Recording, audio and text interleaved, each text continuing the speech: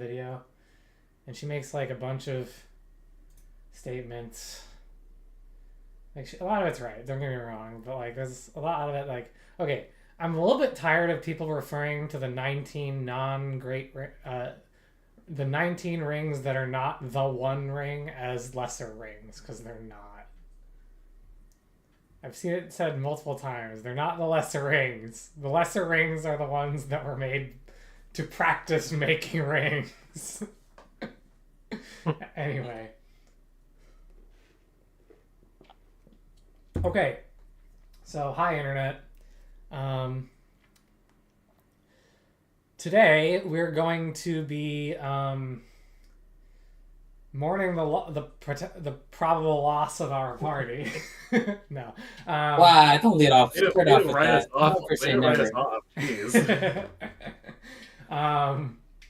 Anyway, I guess we'll just recap what happened. So, last session, after bringing Bilbo with you on your quest to investigate the bandit activity and the Star of the Mist, the so-called Star of the Mist as seen from Sarnford, you did a little bit of investigating into the camp, found that there were a lot of bandits at this camp, although some of them seemed to be housed in a cave accessible by a broken bridge covered by a plank, the gap closed by a plank in order to bring you into an underground sort of complex of some sort. So it's a structure, but it's not simply a cave. It's actually a structure, although it's ruined.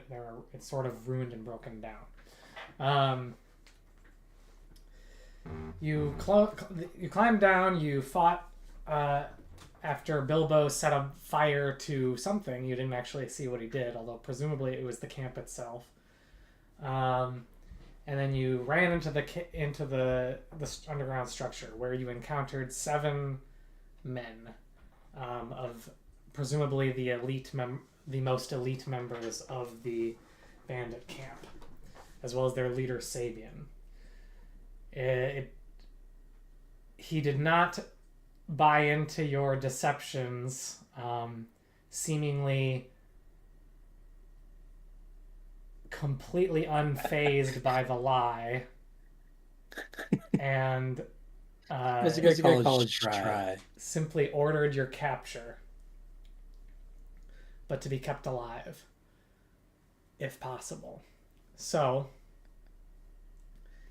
you engaged in battle, and initially doing quite well, but gradually the tides turned, and slowly, one by one, you fell. However, miraculously, Bilbo seemed, after Belcor and I think it was Healdir fell unconscious, wounded, and dying, Bilbo miraculously disappeared, and the tides of battle changed once more, back in your favor.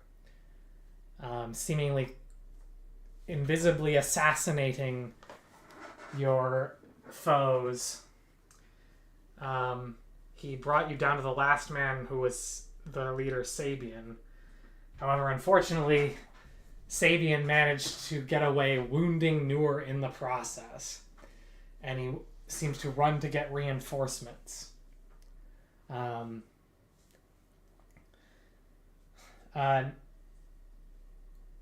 Quick thinking, Nur examined the...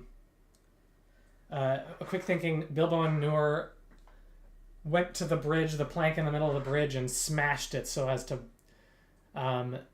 block their crossing, so they could no longer cross easily from one side to the other. However, knowing this wouldn't hold them forever, you elected to also pile up large stones together to block the passageway, as well as, and in the meantime, also you explored Sabian's little alcove, the tent that he had, the sort of indoor tent, secluded spot that he had set up for himself as his sort of chief's lodging, I guess you could call it, where he had some odds and ends, but included a few herbs that from which you were able to help heal your party members. Fortunately, it proved beneficial, and you were able to bring them back to from the brink. However, still, it was only a matter of time before you would be flushed out by the bandit horde inside. You did explore a little bit inside and found that there was one remaining prisoner named Ed Pickthorn, lying on the ground just in a chamber slightly further in than where the bandits had been resting. He seemed to be malnourished. He was shackled. You freed his shackles. And you elected to rest here. You fed him a little bit to get his strength back up, and you freed him, and he is now prepared.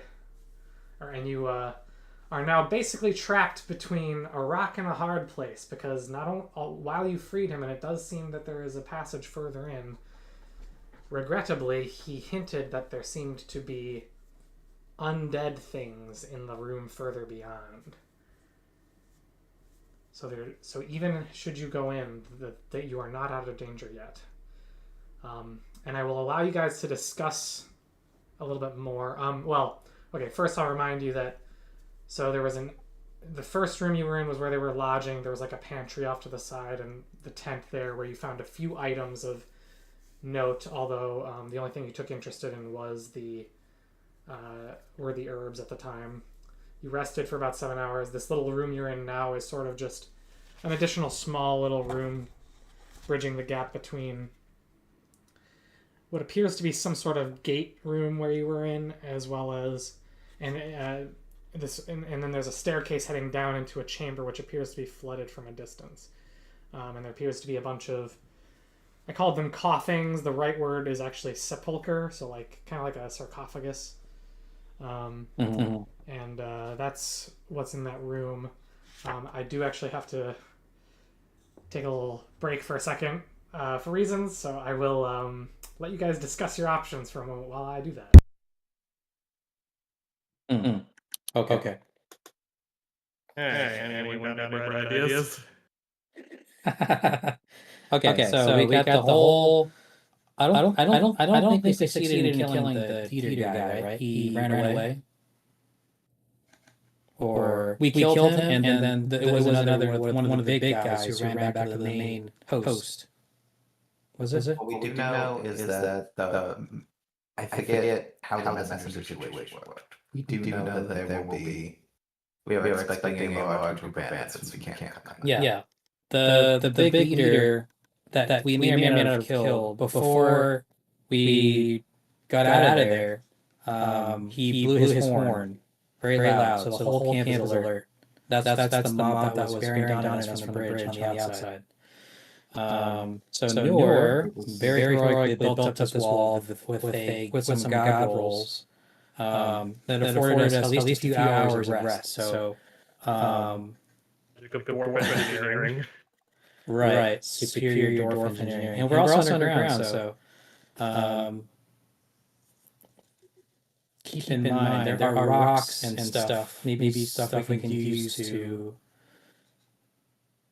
maybe misdirect / trap make a trap, throw some confusion, we can run out or something. So I think I'm down to I think I'm at 6 endurance. Is that right? How are you guys doing in endurance? I think I had to sleep early last time, so the last endurance I still have on me says I have 22 endurance left. I feel like that's out of date. Yes. Did Stilgar ever give you something that's more up to date? No, I didn't. I think Hildur was driving your character. Do you still have something? Yeah. No, I didn't. Okay. One second. I mean, I can live with 22. That's pretty good. I mean, for my full endurance, that's still pretty. That's still looking pretty healthy. Right. Was Noor injured? Wounded, in fact, twice. No, once. I think everyone else was twice. Yeah. Twice was dying. So I should be wounded and I should have one injury. Yes. The severity of the injury, I don't know, I forgot. Okay. Regardless, I guess we will want to try to pull off some kind of stunt to I don't know. I think venturing further into this crypt is a bad idea. I think number one, I think it's a dead end. That these bandits were digging into in the first place, looking for something. So the only stuck. Can I hear you? Hello. Yes, I am back. I can't. All right, there he is. Um, I got disconnected for a sec, but no, you need to. Sorry for that for the short break, but yeah, no, I never said there was only the one way out. You have to find out if there's other ways. There might be. There might not be. So we gamble if we want to go in further, right? That's what it appears. Try to stay ahead of the tide of angry mob and try to see if the undead is enough of a deterrent for that angry mob. That means we have to contend with this whatever awaits us ahead. I say, you know what? I say screw it. I mean, Well, let's see what else is ahead of us. I mean, let's look at it like this. On the one hand, unavoidable conflict and strong likelihood of death. Other option, possibility for horrific combat and maybe death. Oh, okay. So go further is your choice as well. I feel I'm at this point I'm thinking we just keep going deeper. Maybe we can lose them. And who knows? Maybe there aren't any. There's nothing undead down there. And some traps behind us. Maybe we will simply get lucky.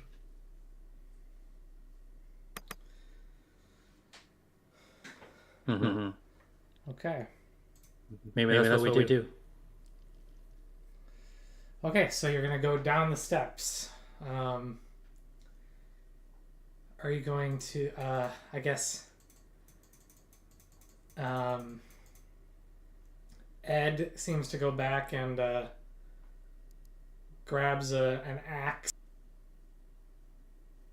and I guess that's all he's really got. So he just grabs an axe, and we'll see how he helps in any fights. Bilbo, you do hear the voices shouting and murmuring from the other side of the blockage. You don't hear them quite at the. It doesn't sound like they're doing anything to the blockade or rubble pile, whatever you want to call it, yet. So. Right. Presumably they found a way to make something to recross the bridge, and now they're at and trying to figure out the blockade. Mm-hmm. Perhaps, most likely. Right. So both Belcor and I are still injured with 6 endurance each. So we're not going to walk into combat if we can help it.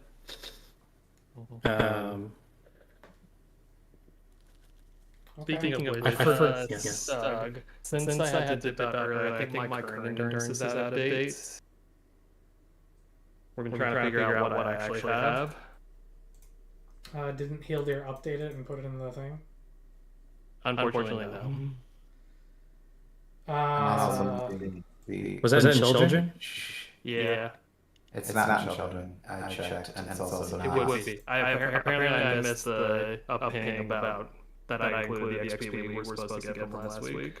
I have every other week you were absent but that one. Did you record his stuff, Walls? From the end? He was wounded. I don't remember how badly. He was wounded.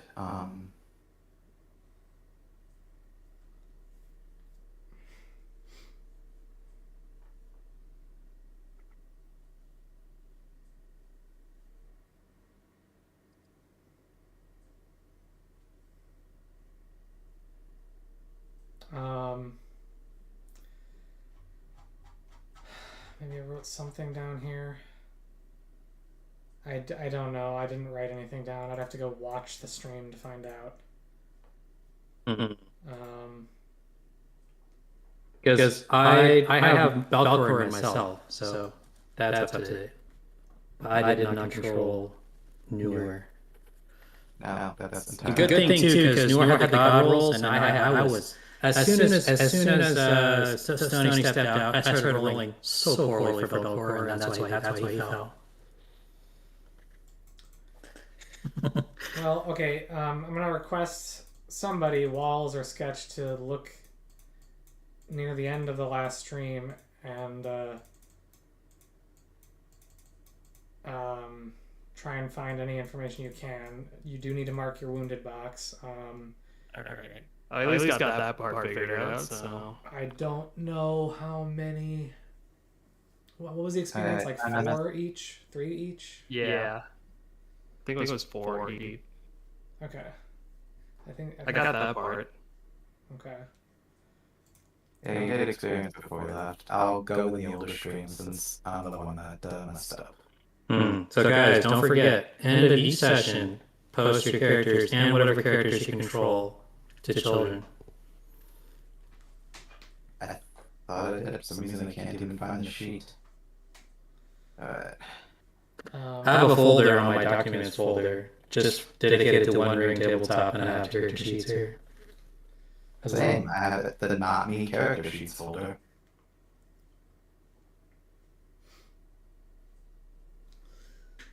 Okay. So it would have been the last maybe 15, 20 minutes. Yeah. You can probably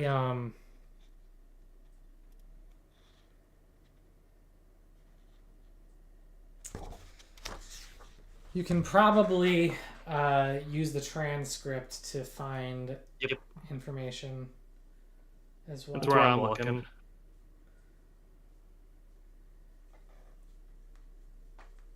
How would the transcript interpret the word newer? Just the way it's spelled, actually. It actually did it quite well. Really? Unless I pronounced it wrong once or twice, who knows? But I would actually go with one of the keywords I would look for is Bilbo, because he, at the very end of the fight is when he takes off the ring. So when Sabian runs away, I would look for when I say Bilbo takes off the ring. Obviously, another good one is to look for healing rolls, because that's also right afterwards. Okay, so you think you're gonna go down into the further in, basically, is what you're saying. That's right. Okay, so yeah, you enter this room, this chamber, this flooded chamber, and as you step in,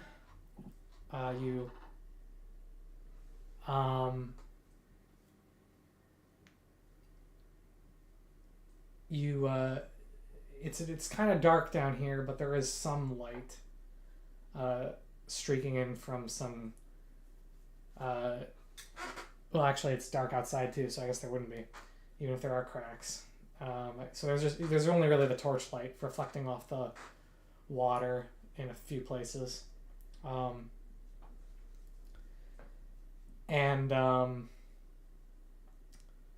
you step down. I guess I'll need an awareness roll from everybody. And if you have Belcor's character sheet out here, do use him as well. Okay. Alrighty. Here goes nothing. 7. That doesn't sound like a success to me. Alligator failed. Tyree, Stony is not coming.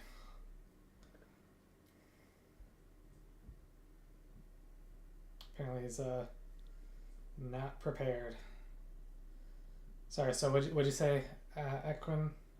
So, Alligator failed. He rolled a Sauron, Sauron plus 7. Belcor succeeded with an extra Tangor.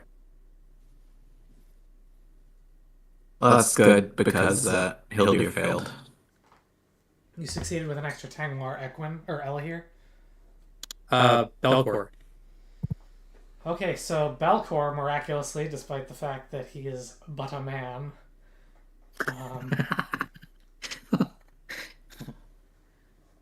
I guess I could have rolled for. Probably should have rolled for Bilbo too, but whatever. Bilbo has plot armor. It's okay. Belcor notices. Turns and he hears a splash of movement on the side, and he looks, and in the distance he sees a figure, a shadowy figure that appears to be in some off to your left,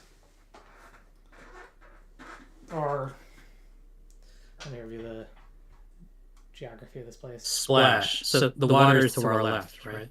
It would be to the water's everywhere. Okay.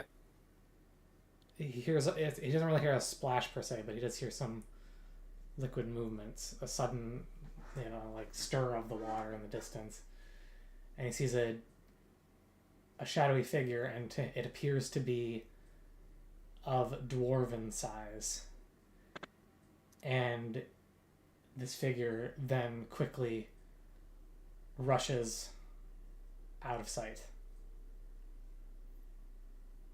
down the corridor. Huh. A dwarf, you say? Actually, no. Elliot doesn't know, but Belcor does. Okay. So I guess Belcor lets the group know. Shadowy but dark dwarf figure. Well, you saw a shadow. It's not bright enough in here for you to make it out. Right, but he can see the stature, and it's all roughly dwarf or hobbit sized. It looked like it was dwarven or hobbit size, yeah. Okay.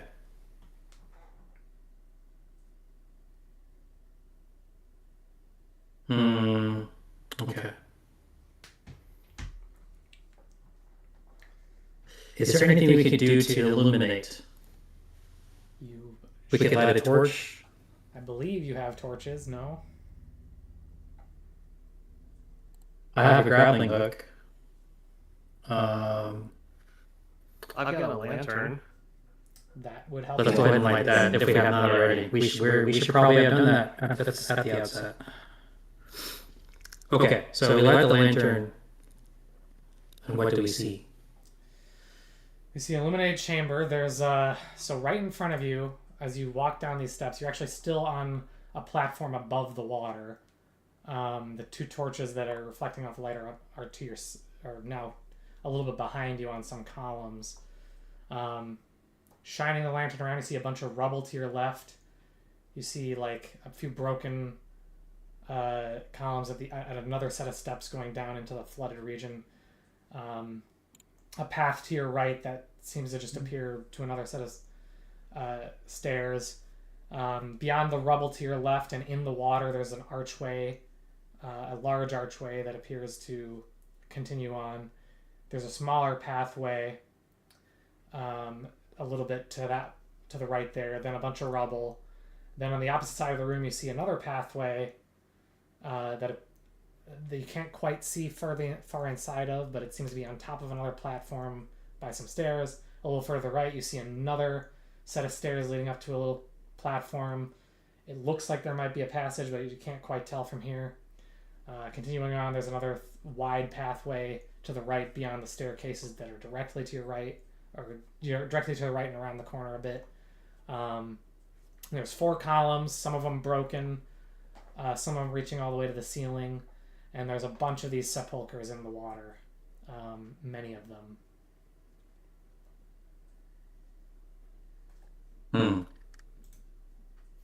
I don't like that.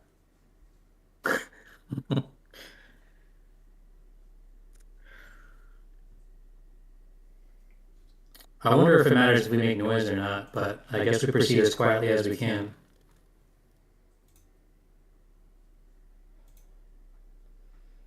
Okay. And so, and also since we were okay, I guess we're a little bit more wary of any kind of movement we see now that we have a lantern illuminating. I guess we continue on. Is there any folklore regarding traversing through the places of the dead that might indicate like what would constitute polite passage or an offense against them? There could be. Go ahead and roll a lore check. If you spend a hope, you can make yourself inspired from folklore. Which, of course, would give you 2 extra dice. Our fellowship score starts at 3 today, right? Yep. Is it possible to confer with Noor and see if he recognizes if any of this is dwarven in nature? Or is it obvious?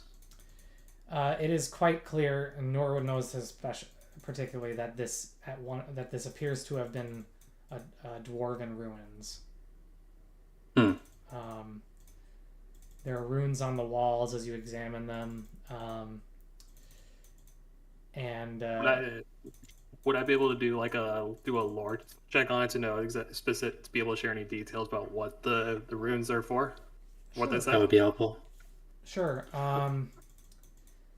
You can make it, and I guess I'll give you an advantage for being a dwarf. I have the advantage built in from I think it was from one of my virtues that I picked.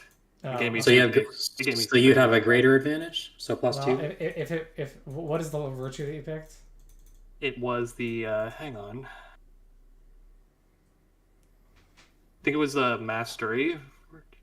That makes you fail. Oh no, wait. Oh no, I'm sorry. Wait, no. It's I'm sorry. It's a broken spells. 3 skills can spend 1 hope to achieve a magical success. Okay. Never mind. Picked all the difficult ones. That's how we got the coin. Yeah, so one of the ones that I picked there was for lore. So if I decide I want to do so, I can just magically succeed it. Yeah, and then if you do that, you'll still get the extra 6 to roll.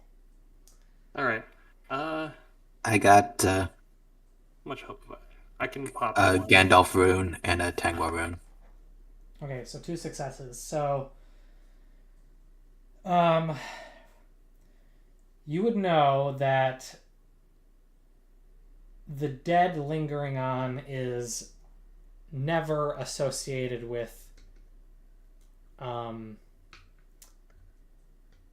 it's rare, if ever, that any sort of spirits that are malevolent are going to particularly in this region, because you'd already know that there was a Dunedain realm here. They didn't deal in spells related to the dead.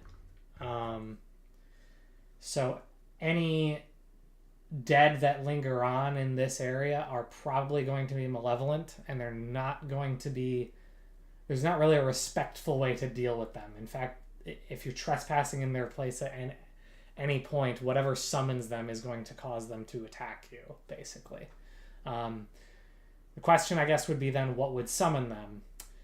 And given what little you know about this region, it's pretty much going to come down to it's going to vary by location, but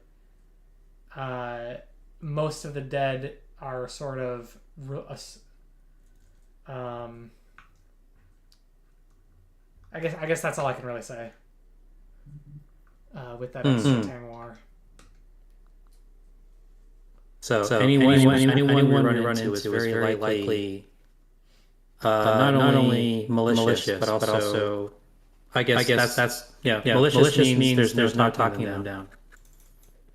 We could try to right. And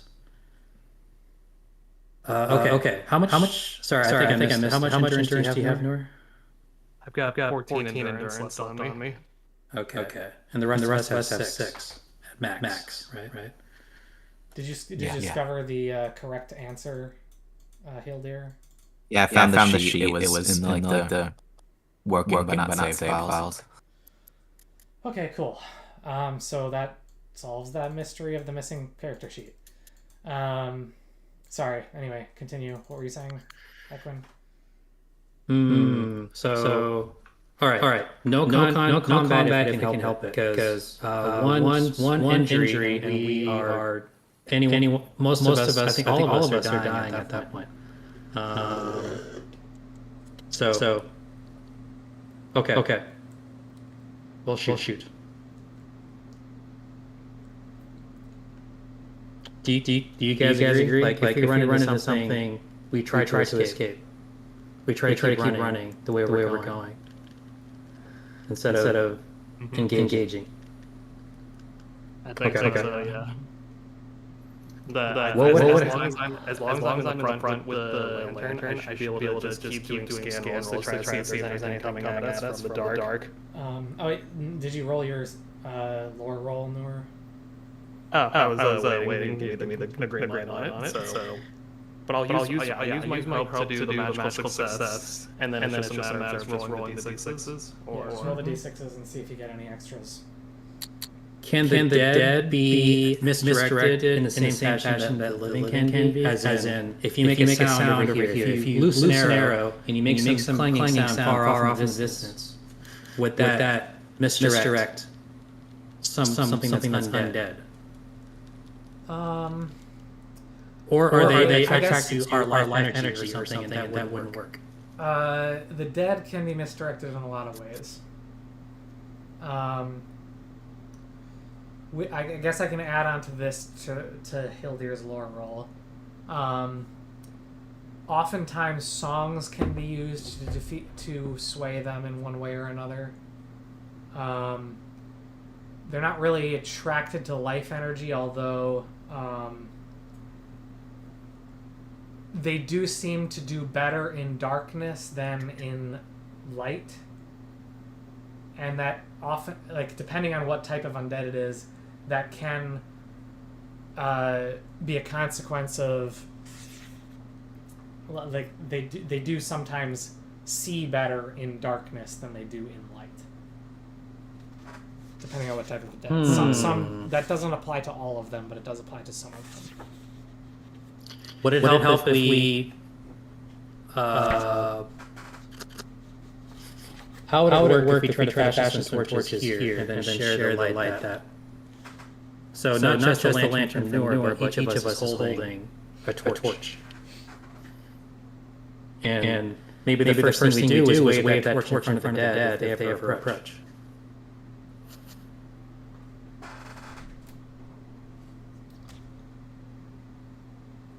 That's my first idea.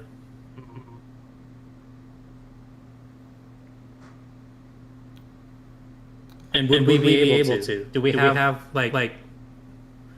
I guess I don't have the word torch in my inventory, but well, there are. I'm going to assume that you don't have any torches, but you do have a room behind you where there's some wood available from like the tent and stuff. So if you make a craft roll, you can fashion a torch out of it. I think that's where we go.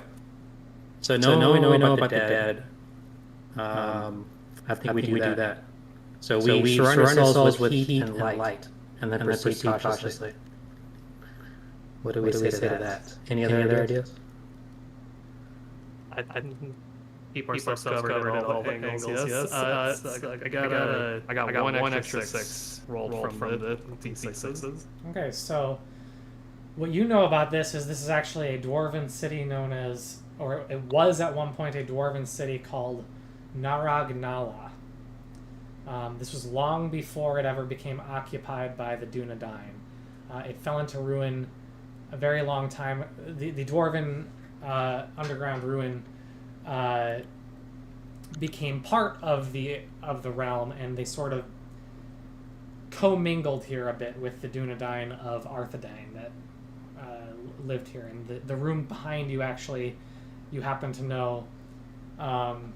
So basically, you glean this from reading the runes in part. But also you see, sensitive to such matters, you actually you almost briefly see a specter of what the city once was as well. And you hear in the depths of your mind like sort of a whispering voice that seems to tell you pieces of information, and it just seems to come to you somehow. And you so you recognize that they once commingled here, and indeed there's a whole underground complex here, complete with like a maze, and you know that this place fell into ruin, and in fact is probably because of one treacherous dwarf.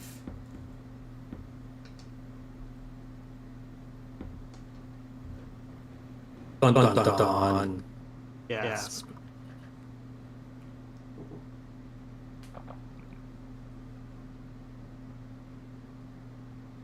So what I gather is we should, even ignoring the threat of potential undead, should proceed with caution.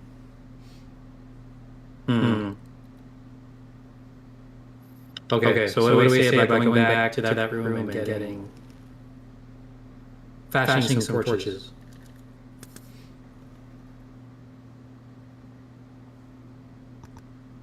You can certainly do that. You will have to make a craft roll.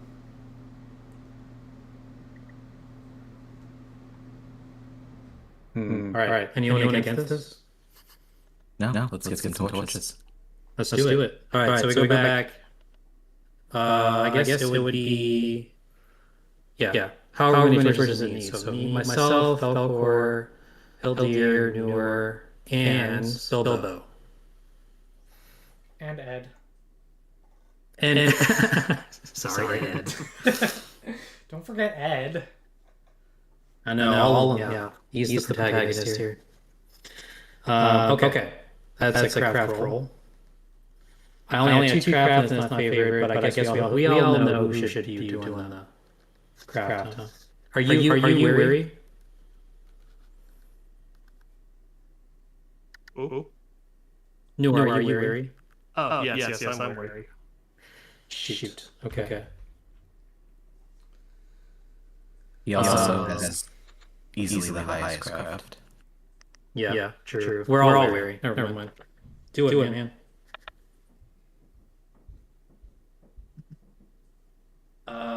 Do I have hope to spend? Is this a spendable hope? Let's see.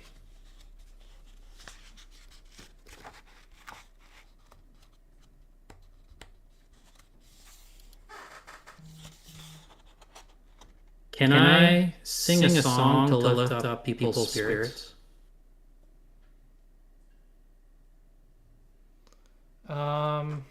Sure. Restore hope. If you want to restore hope, I'm going to... Okay, you may. What are your distinctive features? Keen-eyed and swift. Okay. You should have 3. Can I assist? Oh, enemy lore. Okay. That wouldn't necessarily apply. Here's what I will say.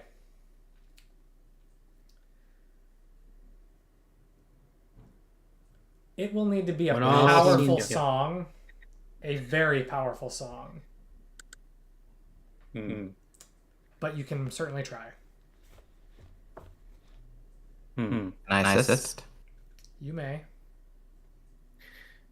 Is this something I can use my Elven skill on? If you have ranks in it, you can use it. Well, unless you are miserable. Are you miserable? No. I have 4 hope and 1 shadow. Okay. So if I spend a hope, we are guaranteed success, but we probably need extra successes to get this working. Okay, so let me do that. I am favorite and I have 3. You said you wanted to spend a Well, hope. favor doesn't really matter here, but when you're using elven skills, so just roll your success dice. Your Right. D6s. Gotcha. He'll do you spend a hope, right, to give me one more? Yes. Nope. I don't have anything that gives me an extra song. So 4 it is. Here we go.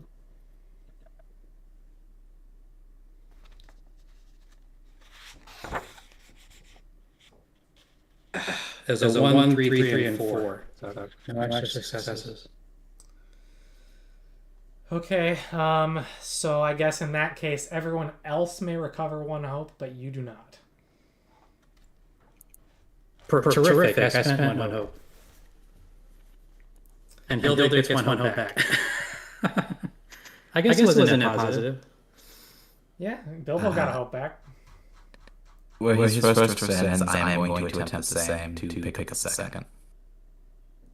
Say again? I'm going to do that too. Okay, you can certainly try. When the night seems darkest, is when hope shines brightest. Favorite.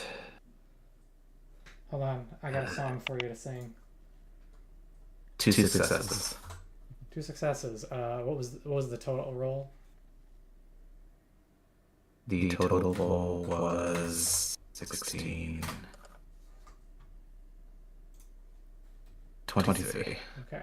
I will say with that, that is worth. I'll give you 1 hope for that roll. And you may not attempt this again for another hour.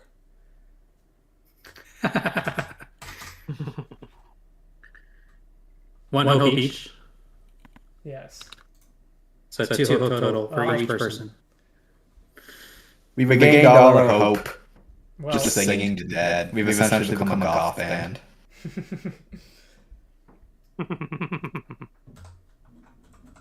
Okay, where were we? Did we want Noor to roll craft for these torches?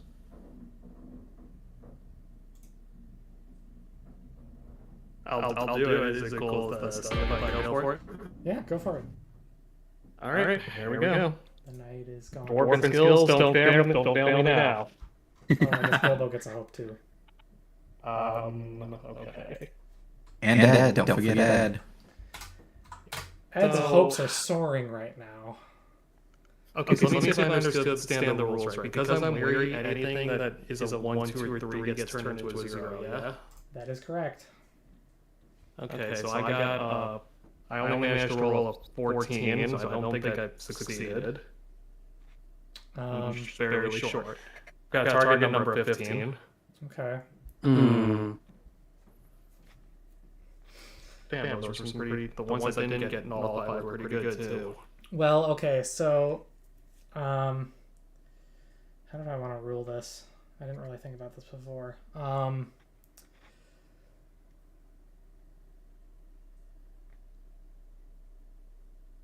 I should have probably given you an advantage because it's probably a simple task.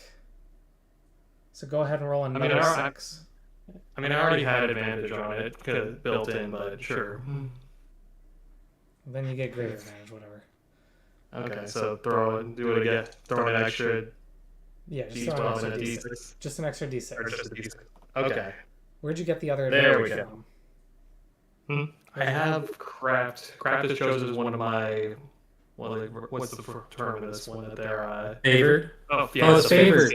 Yeah, It's an advantage means you have extra success die. Favor is you get to roll 2 and pick the higher. d12s and just choose the higher one.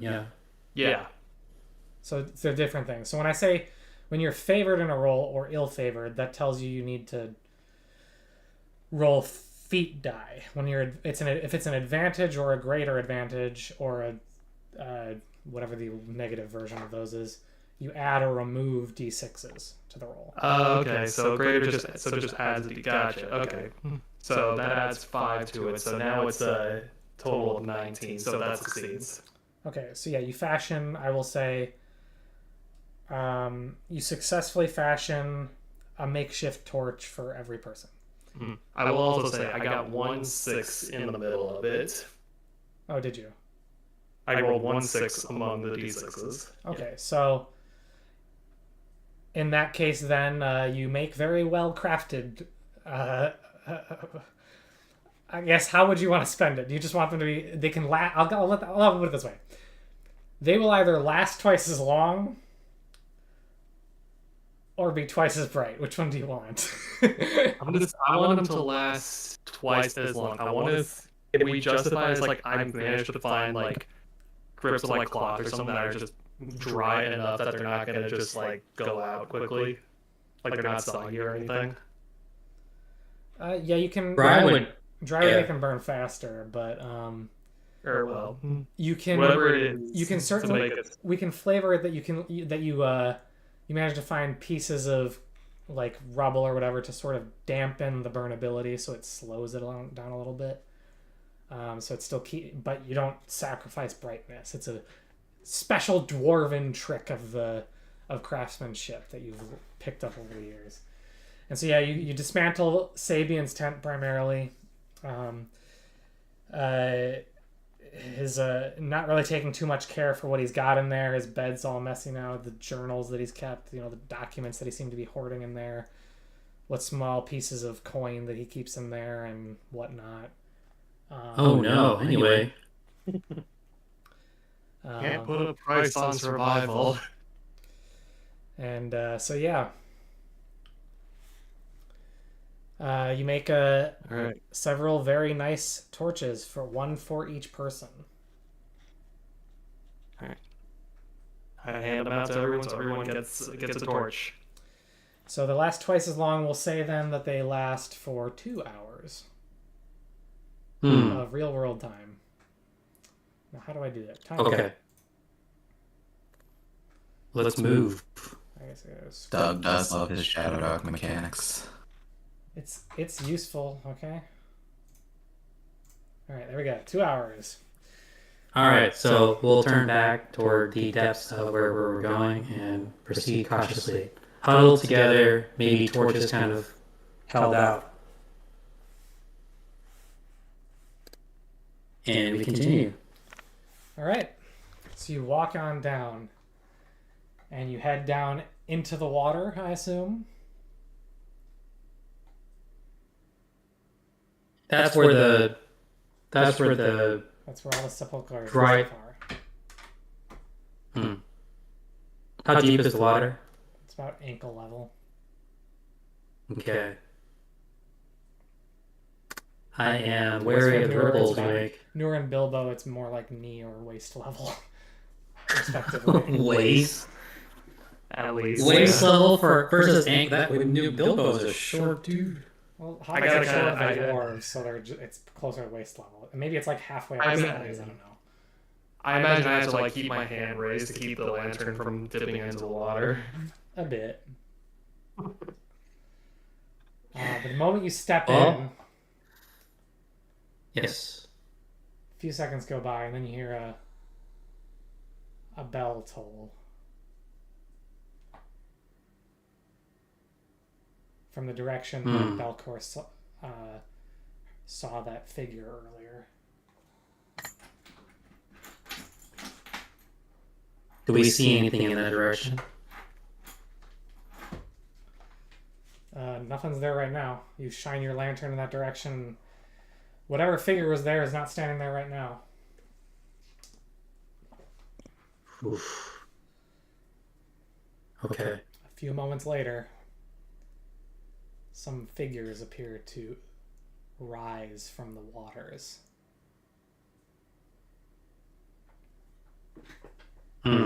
Surrounding us?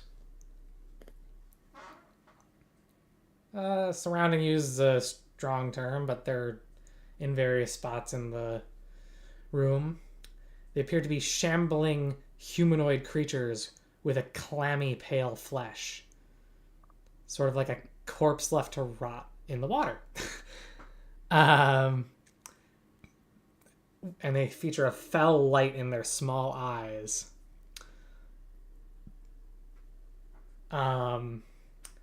I guess this will be opening volleys.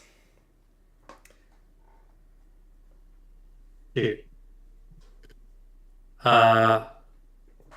Is there a way to... How many figures? You see, I guess there's to be 5 of them.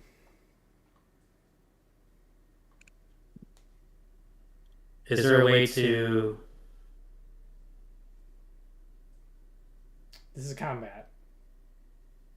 I know. Approaching you. Is no escape?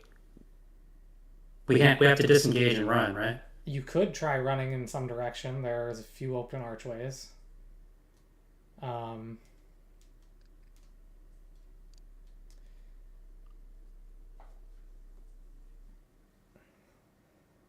Feel like that's what we should do. I'd say so, yeah. So They do seem hesitant to approach. That is, they're not rushing at you so quickly. right. Okay. Are there? Do you have these specific archways mapped out in terms of whichever one we pick, it'll affect where we go next? Pick a direction. Okay. They're in the Remember direction the we were description heading. that I gave you earlier.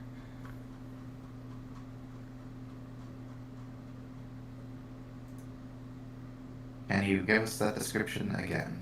There's a pathway down to your left. There's a pathway down in front of you to the left in the corner.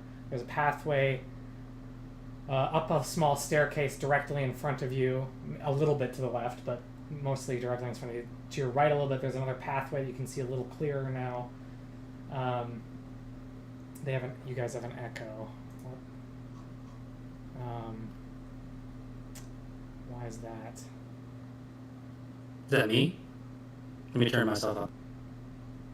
Up a small staircase directly in front of you. I don't know why. A little bit to the left, but speak everyone. To your right a little bit. Beginning to fed back in, see your input somewhere.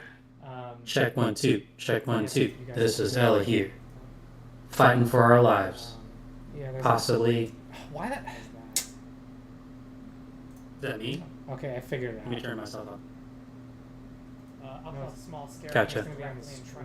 There was 2 Discord audio things there for some reason. To your right a little bit. Beginning to Do we see any of these? Okay, I guess on our way we were surveying these paths in front of us, fighting for our. Yeah, Was there's there one any? more, and then there's another possibly- path to your right. Is that me? Okay, Okay. I figured that. One to the very left, one not so left, and there's another one that's slightly to the left but up a stairs, 2 Discord right? audio And then another one to the right. for some reason. I thought the one that was up the stairs was directly Do we in front see of us. any of these? Okay, I guess on our way we were surveying these paths in front of us. Yes, I think so. Yeah, there's Was there one any more, and then there's another possibly- path to your right. stairs? Seems logical, but okay. Is there One to any? the very left. Do we see if from any one of these pathways a source of light? Slightly to the left, but up a stairs, 2 Discord right? audio. And then another one to the right. I guess this is all The one before the that's fact, upstairs. before we ran Do into we these see ghouls. Okay.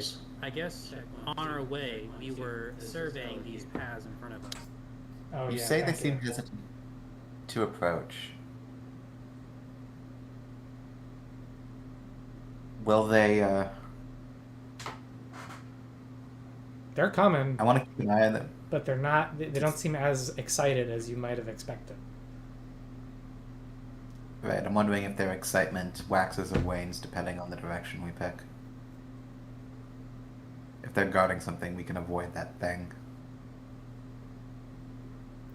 So not to the left. We heard the bell tolled from the Why left. don't, who right? has enemy lore? I have enemy lore. Okay, if you want to make a lore roll and spend a hope, you can get a greater advantage on this roll. Okay, let me do that. 3, 4, 5. I am wary, but I do have 5 dice, and it's favored.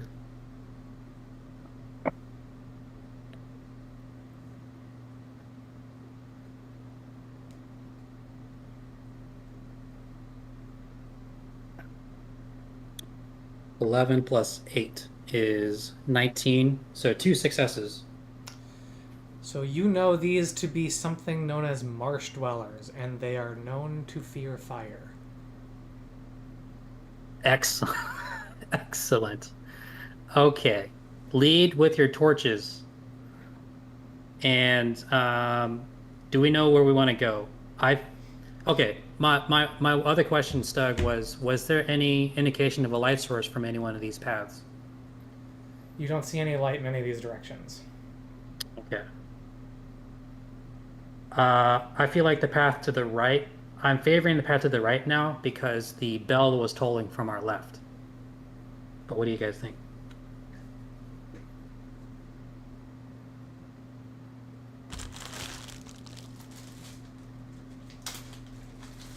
Might be inclined to say go to the right.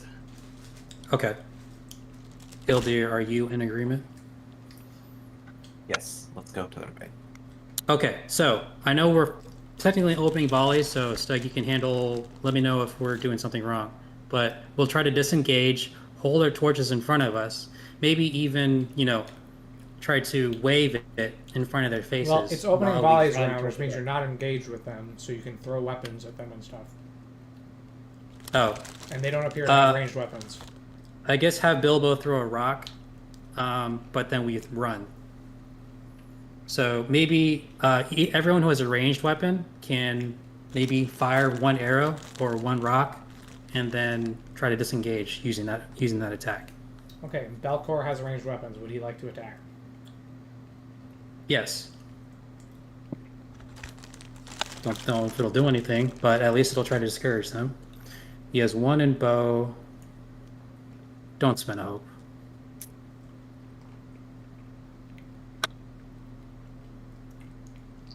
E plus 5 is 13. 13? Mm-hmm. That doesn't seem to hit. I don't think that hits his target number. Is the target number your strength target number? Yeah. Okay, yeah, it doesn't. So that's a miss. Elahir doesn't have a ranged weapon, I assume. Nope. Deer, you have a bow. I have a bow as a proud man of Dale.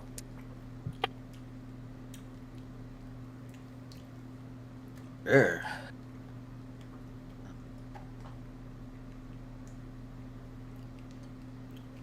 And I have failed my people. Noor, you got No any worries. weapons to use? None that I can just fire off without trying to go pick up again if I want to feel like losing that spear. Alright, Bilbo throws a rock. You know what? I can always. This is life and death. I can get another spear later if I survive. Fuck it. I'm throwing the spear. You could have mine. I'm throwing the spear. And my axe. Yeet. Alright. You want me to roll for the spear? Feel free. Alright. Well, that's, both of those get negated. That sucks. That's just a 5. Yeah, man, that's really sucks getting. The weary is really okay. All right, but the goal wasn't to kill anything anyway. Yeah.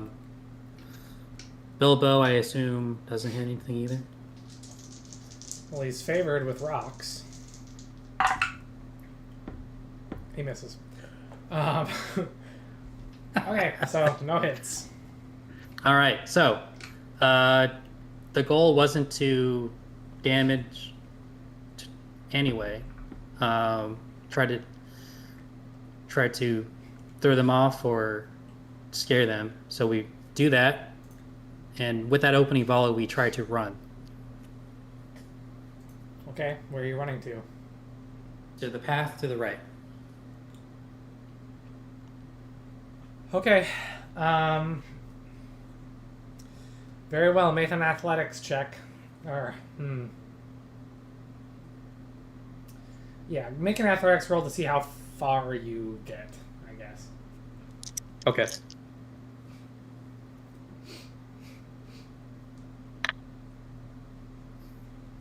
Is it for all of us?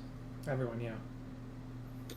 Ooh, all of my feet died were 3 or below, but I did get a Gandalf rune. Okay, then you succeed. I got 10. I think that fails. Bilbo got a Gandalf rune too. Oh, I gotta roll for what's his name, I guess. Oh yeah, Belcor goes too. Hold on. You can't forget Ed. God. How could I forget Ed? The greatest man. All the stories Bree. stories we shared together. Belcor also fails. I have also failed. Okay.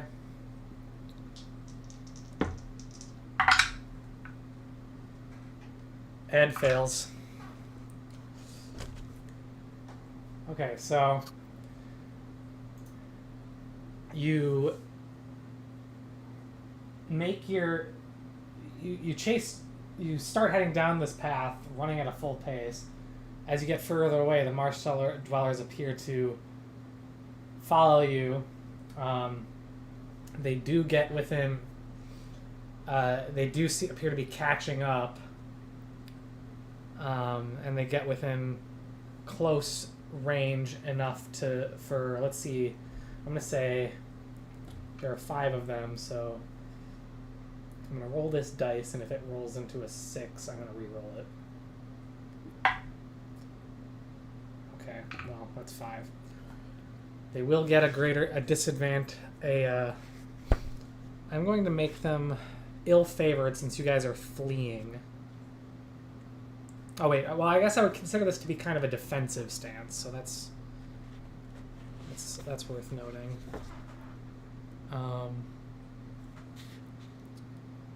So they're using their claws to get at you, so they only manage to, but also they seem to be weakened by the lights that you're shoving in their faces. So Nice. that's a Gandalf rune and a 1. Suck it. That's a 10. That's a 4. That's a Eye of Sauron on, I guess this will be Ed. No. And then one final roll. Eye of Sauron on Bilbo. Holy shit. So Bilbo's got to make a protection test. Okay, they both take 3 points of endurance damage.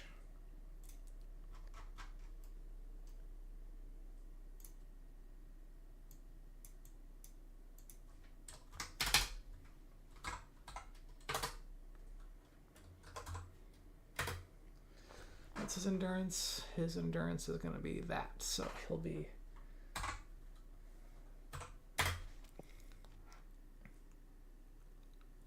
So that's 14.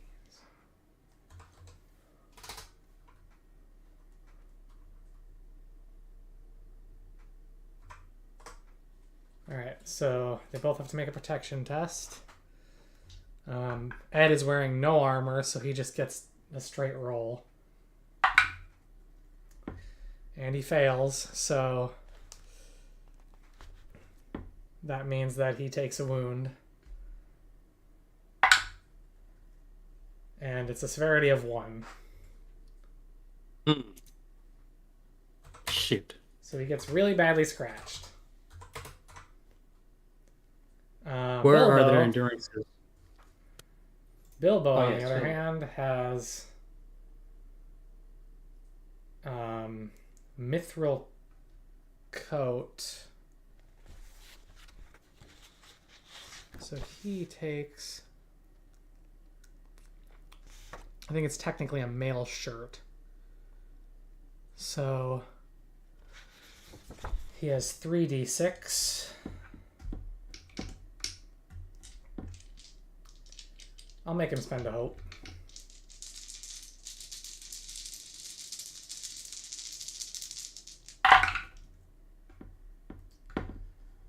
That should be a success. Nice. So Bilbo just takes the endurance damage and doesn't get hurt. Okay. Where are their respective endurances? You don't know.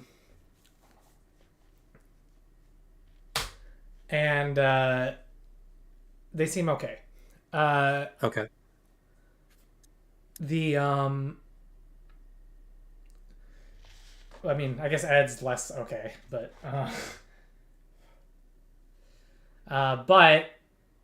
as you're running away, they do seem to slow down and stop pursuing you after a little bit.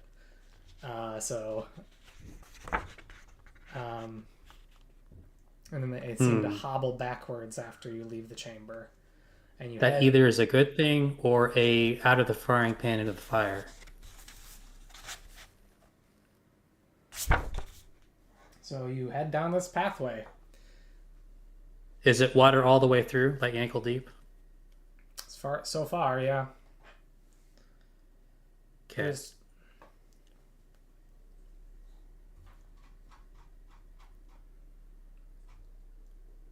Okay, so basically a long cave, right? Rock walls. Is it like a natural cave like walls, or is it like carved like a hallway? This is more like a hallway, and as you keep going on, it appears to start. There are passages open up to your left and right and forward, all over the place. If I look down one of these openings, what do I see? Some of them seem to be dead ends. Some of them appear to continue on. What can we surmise about the purpose of this hallway and its branches?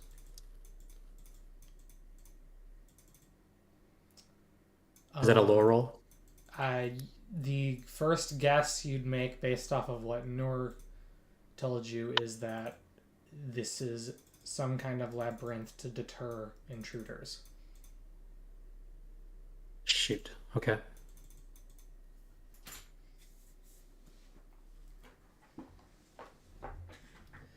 So, in order to pass through it, if you wish to continue and try and find your way through this labyrinth, you would need to make an explore roll. Who has points in explore? I think Belcor I about do. my. I got. Oh, This is a good one. This is a good one for me. Noor comes to the rescue again. Let me preemptively pop a hope on this one to get an extra dice because weariness is kicking my ass. It do be like that. Again, this is nowhere to stop and rest, is it?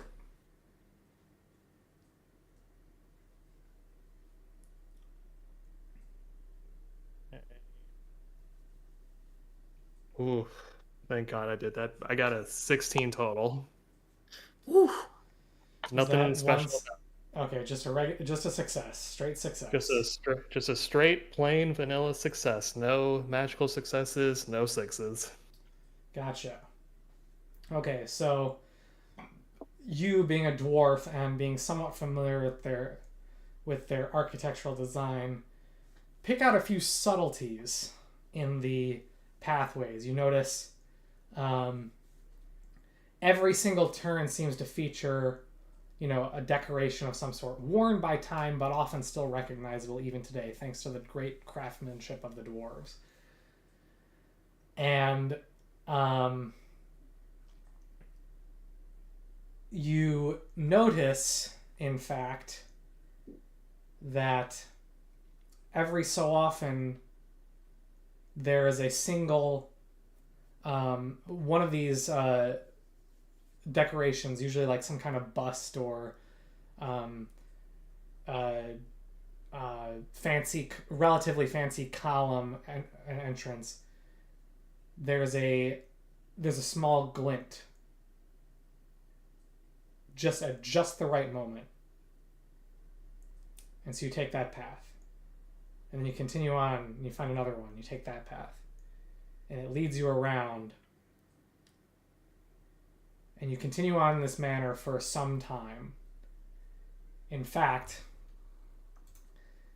you feel like you've been traveling down this pathway for up to an hour at this point.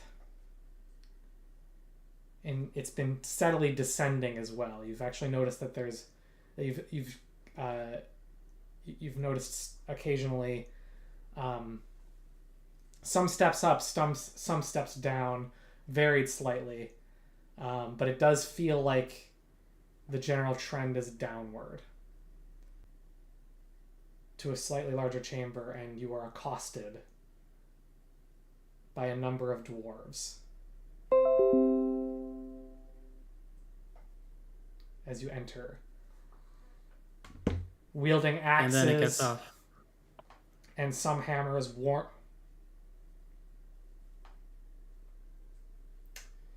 You cut out there Doug. for a second. Yeah, I Come back know. to us. I know. Am I audible now? Yes, There you yes. go. So the last thing we heard is we're accosted by, and then Oh, okay. silence. You find yourself in a chamber, and as soon as you start to make your way, you hear the rush of footsteps, and a large number of dwarves, not well armored, rugged, with many weapons, some rusty, some well told, come to you, and they that's far enough right there. You'll go no further.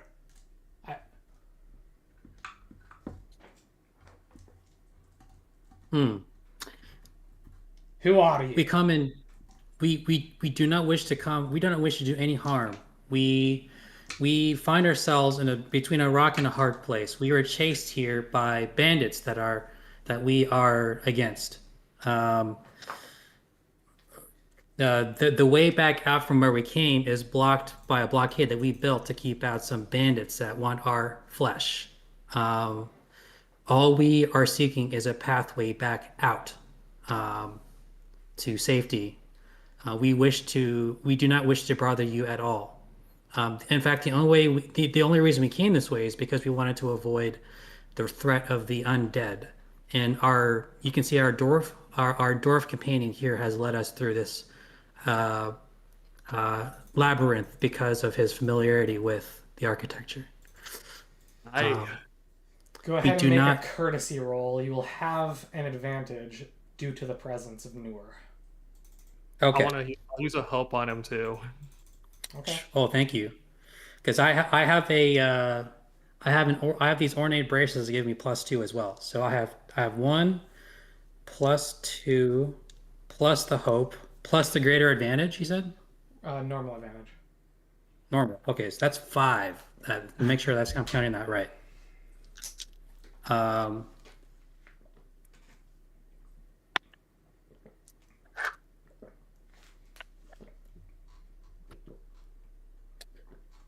Oh my goodness. Okay, so 6 plus 6, 12, 17, 19. 19, which does exceed my target number of 17, and 2 Tangwars. So you have 3 successes. Yes. Okay, so All right. the dwarves turn to each other and they seem to lessen their guard a little bit. And it says, the first dwarf says, "Aye, only a dwarf could have led you through the labyrinth above." His guard slackens and he goes,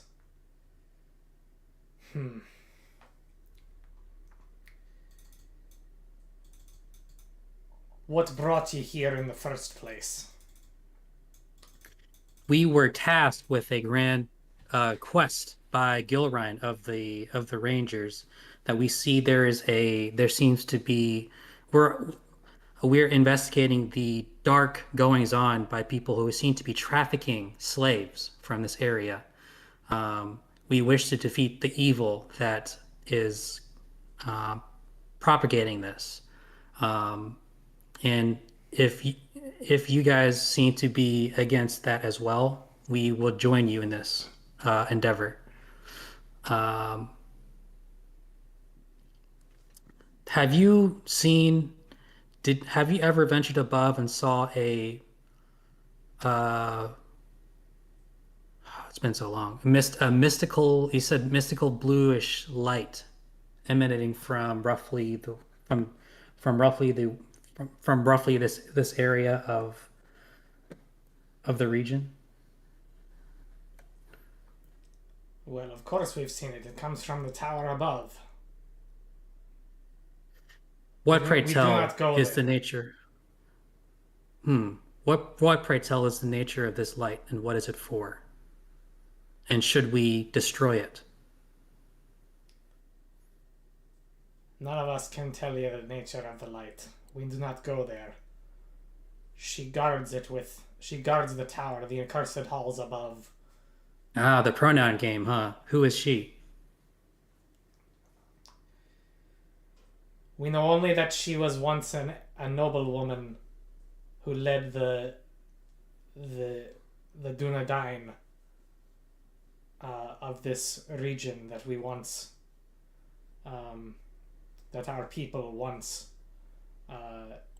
lived alongside. Though much information has been lost to time. I fear she may have been cursed by some great evil. Perhaps our elder would know more.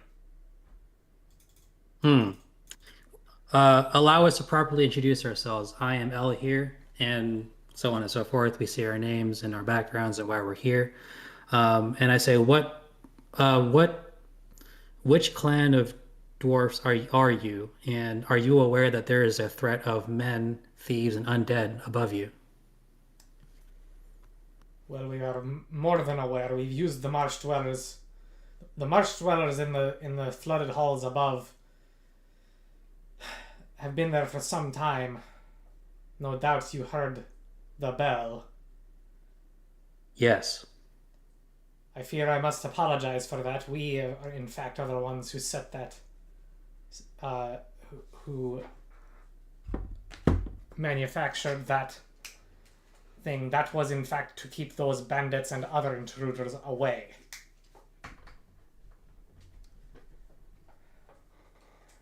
We did not want them coming in.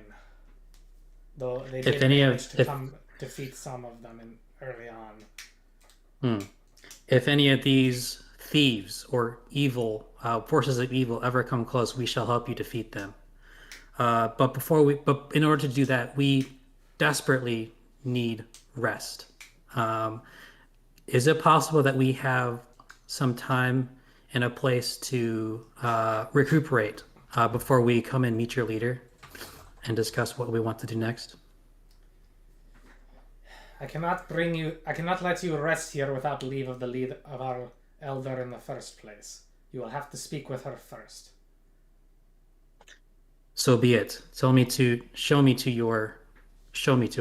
us to her. Very good. And so he goes, I'll take these folk in. The rest of you may stay. I do not believe they intend us any harm. Ed, in particular, in our number, is not an adventurer. He was held captive by these evil thieves up near the surface, and I think he needs some rest and then sent on his way. Aye. Well, certainly we'll make sure he... Very well. Him at least, given your word, I'll allow... whatever. Never mind. Just follow me. Yes, sir. So he leads you in, and so he leads you in this room, and it's actually kind of, in spite of the fact that it is very ruined, there are clearly, due to the presence of the dwarves here, it has been relatively well maintained. So there is some evidence of decay, but there's also some evidence of preservation and repair and whatnot. So it actually looks much more kindly than some of the ruins above, even the labyrinth that you were in. Um, and he leads you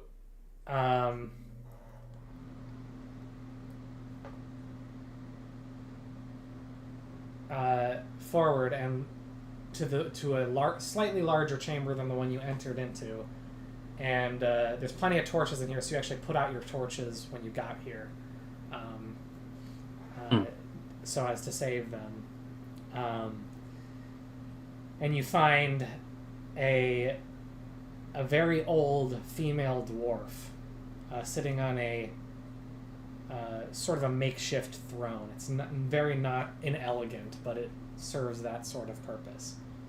Has she grown a very healthy beard? She has a very nice gray beard. My God. But This seems to be a milky film over both of her eyes, so you suspect she might be blind.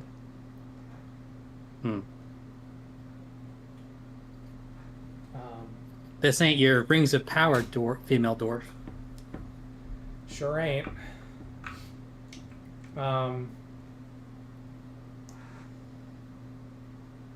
And you hear she turns to another dwarf to her left and appears to whisper something to her. And and this other dwarf says, "The Lady Vaiko would know who is brought forth."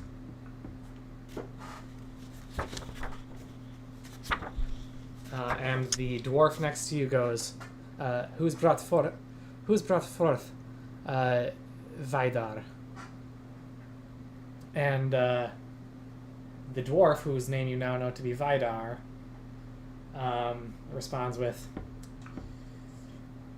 "These folk here are, in fact, you're well aware of the bandit, of the brigands in the camp above, outside of the dwarven gate, and in it. Apparently these folk came to investigate it, but unfortunately for them, they managed to find themselves trapped in the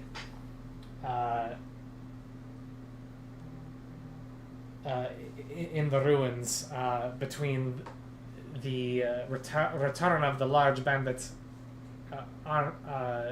group and the dead that linger in the flooded chambers. They seek to defeat the brigands, and you said, what else did you say you wanted to do? We were, these brigands we met on our way to investigate the source of this blue light that we see that is emanating right above you. Originally, our original quest set upon us by our patron Gilrain was to investigate the source of this, and possibly if it was a evil source of energy, to possibly defeat that. So by leave of the remaining Dunedain clans, allegedly, they don't know who Gilrain is, by the way. Okay. Rangers.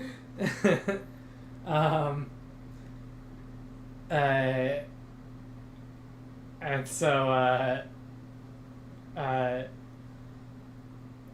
they've offered aid in defeating, in freeing our home from the woman above, from the specter above. But they seek a place of rest to find themselves. They seek rest to recover their vigor and defeat them.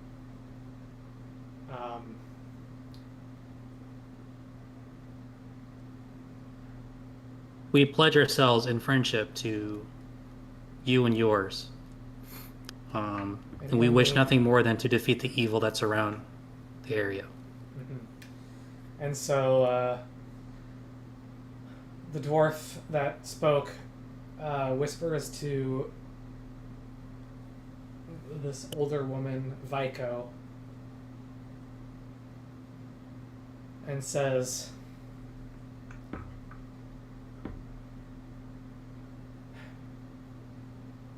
actually, you know what? Here's what I'm going to say.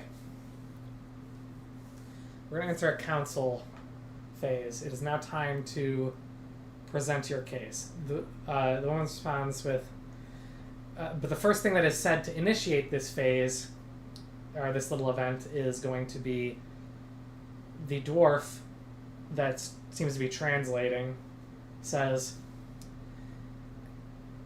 and what precisely, what chance do these men think they have if they failed to defeat even the Marshtuaras above? And so here's what we're going to do. It is now introduction. So you are going to have someone, we've done this before. Right. I will say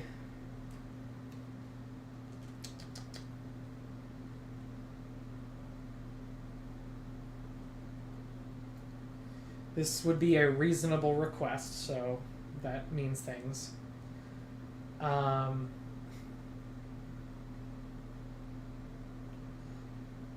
So anyway, you're going to make an introduction. So one of you, the spokesperson, must make a skill roll. I have great awe. I have 3 points in awe and it's favored, and I have a circlet that gives me +2. So that should surmount any weariness I have. I can use awe because it effectively communicates how strong we are in general, and that we have been. I think it was just a recent bout. Very reasonable. I think it's a very reasonable and sensible choice, especially here. Given the exact question they gave you. So go ahead and state your case, and then I'll let you make your awe roll. Well, introduce yourself, I should say. We are a tight-knit band of adventurers that have ventured from all the way from Rivendell.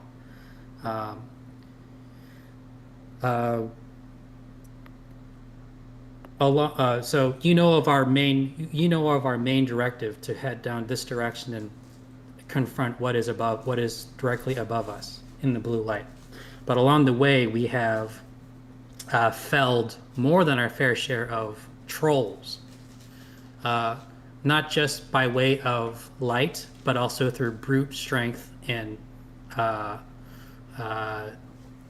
good old physical injury to bring these brutes down. We have led multiple scores of men in arms to defeat roving band, for instance, a roving band of orcs, not orcs, right? Were they orcs or goblins? When we jumped on the tent, I forgot. Whatever they were, goblins are the same thing. Okay. You can sue me later for my lack of Tolkien cred.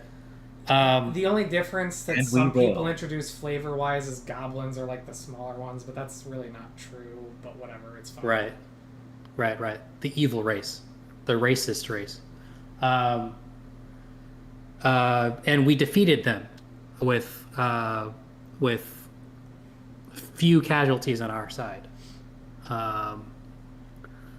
I have personally felled multiple large creatures with my spear. Hildir here is my compatriot in lifting us up in song, not just with our spirits, but also to terrify the enemy. Um, you found us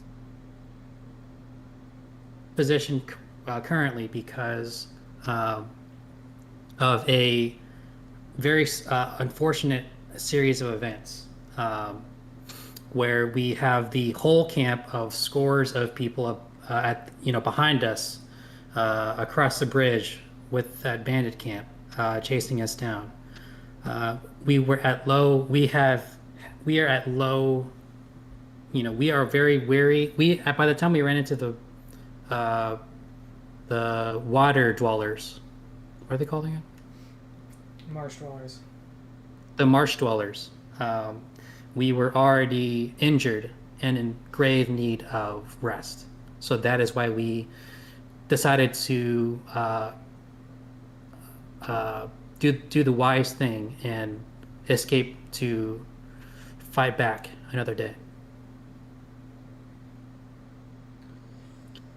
Okay, go ahead and make your awesome. awe roll. This will determine the time limit for your council.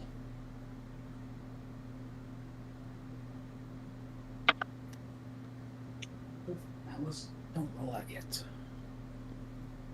It makes some room. That's a lot of dice. That was a 10. That's a 9. So it's a 10 plus 6 plus 5 plus 4. That's 21, 25 with a T. So 25 with the Tangwar.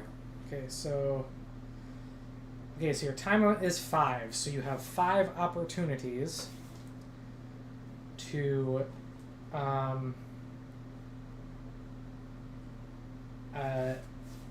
5 rolls that you get to make. And so we're gonna start. Let's go. So your case does seem to go. The dwarf who has been translating seems to be nodding and understanding. Translates to the elder dwarf, speaking only in whispers. What little you can hear, Nurg does recognize as dwarven speech. So it appears that the reason for this is that this Vico cannot speak in the common tongue. And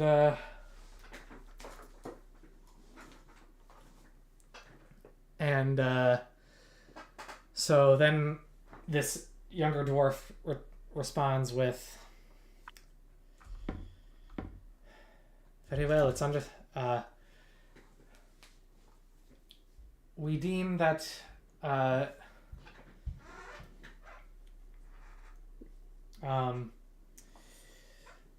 it was wise of you to attempt to escape, although perhaps foolhardy to engage in the pursuit. Although I suppose you have the good fortune of featuring one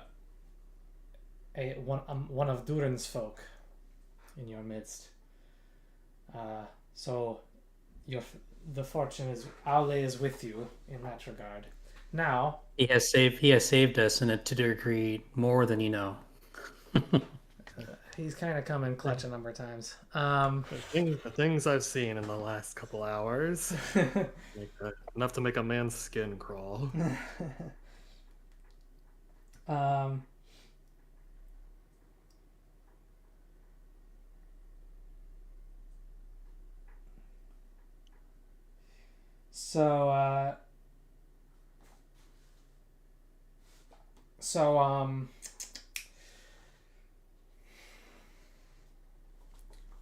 Now, one of our concerns, of course, is that, as you can see, we are but a small clan. Our people have not lived very well over the centuries since this place's fall.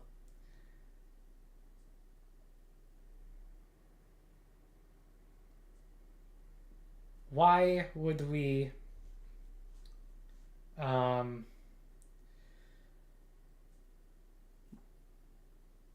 what guarantees how can we be sure that what little we can spare would not be wasted on you. Hmm.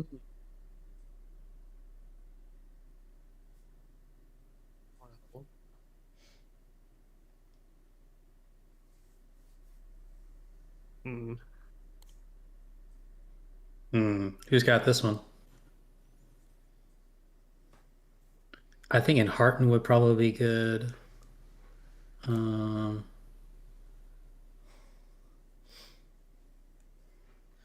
Hearten or Persuade could be good. The issue I am having is that the audio cut out for me. Everything I heard before wasted on you. Oh, we're just yeah. So the question was, time has not been kind to us as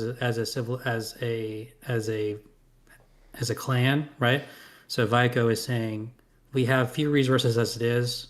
What justification do you have that we can spend those on you?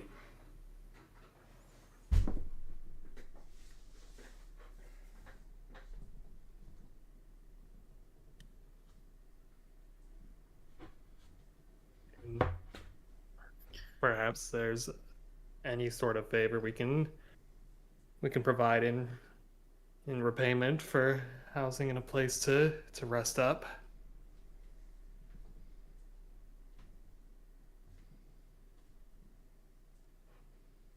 Yeah. We could say, you know, we can bring help from the outside. Riches, food, water, contact with the local. Actually, there's nothing really close to here. But we could journey back to this place after we've dealt with the evil and render aid, right? In terms of resources, food. Weapons that aren't rusty. Yeah. Okay. But I think that would probably be a persuade roll. That would be a persuade roll. So if you wish to make that case, then make a persuade roll.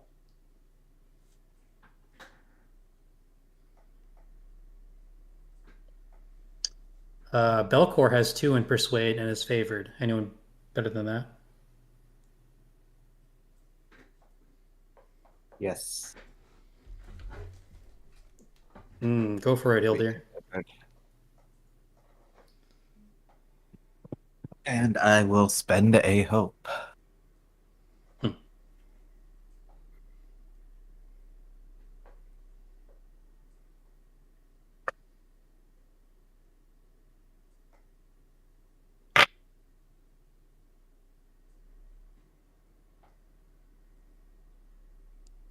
One success.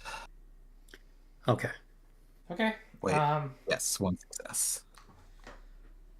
So you respond with mentioning that you can possibly provide resources to them after the fact and instigate trade. And they respond positively.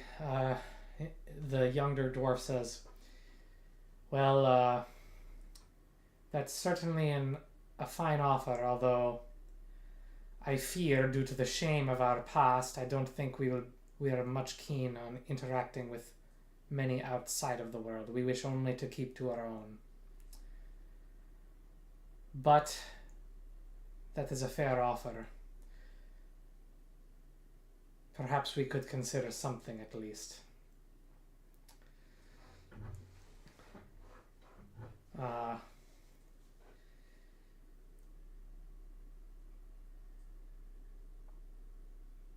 Now, what are you going to... We have no idea how much these bandits and how far these bandits intend to stay here. Do you have any plans? What is your plan of action towards dealing with them? With them still lingering around, I fear even with the ending of the curse in the ruins above, our people will not be free.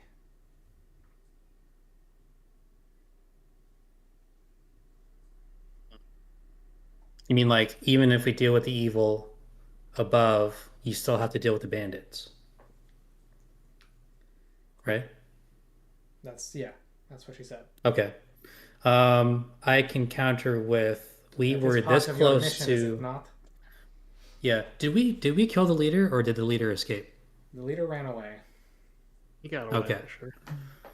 We were close to killing him, You right? got close. Just the five of us, right? That has to count for something. Maybe that's a battle roll. I don't know.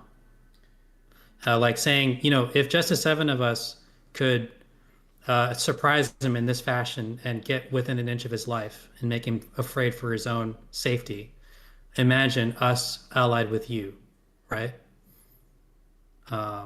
We could make short work of, we could make something, not necessarily full on force, but some strategy to lure him out or end him and break the morale of these bandits. Okay, I guess that seems like an hearten roll. We need not slaughter them all to the man. Pick the leaders, and the rest will quickly learn that there was no gain for them to bother you here.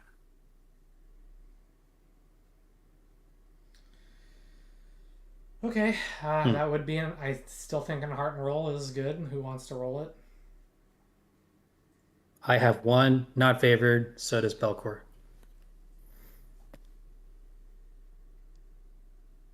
Bending hope. 2 favored. Okay, hold on. Belcor will spend a hope. Give you one more.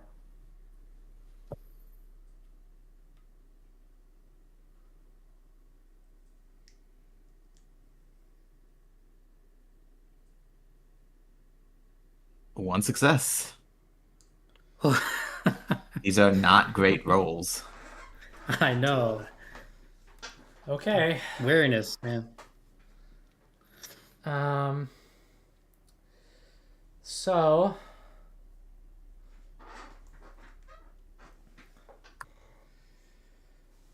well, I suppose that's a fair. That is certainly that is certainly an effective way to disperse such a Bandits have no loyalty. Yeah, bandits have no loyalty to each other. You break the leader, you break their spirit, and they were here for selfish reasons. And if that no longer seems feasible, they will leave.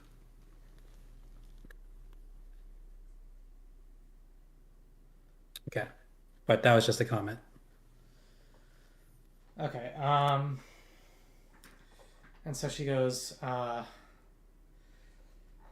now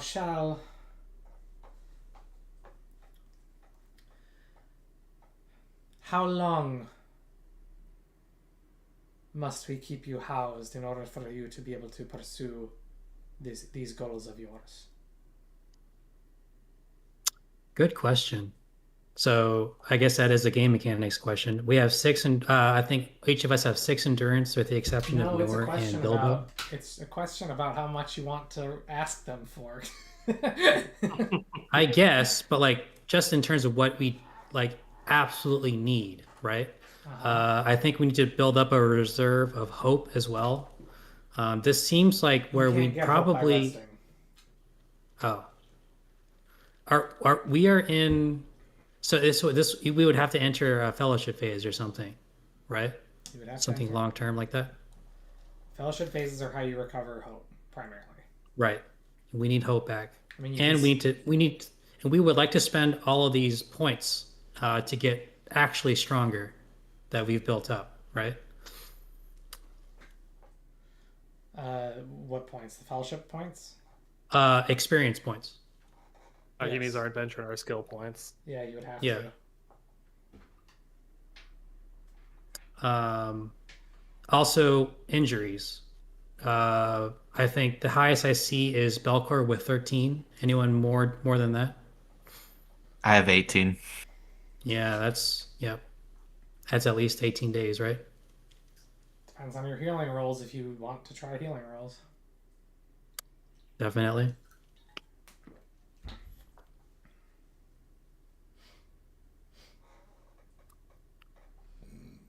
Uh, okay. Remind me, what's the typical length of a fellowship phase again? Fellowship phase is the minimum of 1 week. You will not be allowed to do a fellowship phase here, though. Oh. Oh, okay. These are just a series of prolonged rests. Okay. So we can't restore hope the And old-fashioned the reason way. it can't be a fellowship phase is because fellowship phase involves a lot of things that you cannot do right now. This isn't a respite, really. This is like a recovery period. Hmm. Well, can't fault me for trying to get that to happen. Okay. So we can we keep our current hope. We still have 3 fellowship score points to spend today if we want to. But at least 18 days, right? Just to guarantee that the injury does go down and we're no longer weary. Since it's not a fellowship phase, we cannot spend our experience points. You cannot. Um,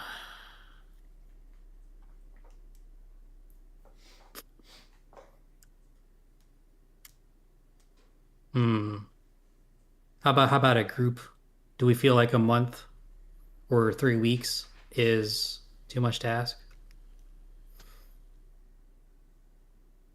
I I feel like we'd have a better chance at getting away with 3 weeks. Right. Um, I guess I guess we could come back to them and say like due to the seriousness of our injuries and um, how close we I came will to. warn you, if you ask for too much, this may turn from a reasonable request to a bold request. Hmm. Which means you might need more successes to win. Hmm. So that's my only warning, but make your choice.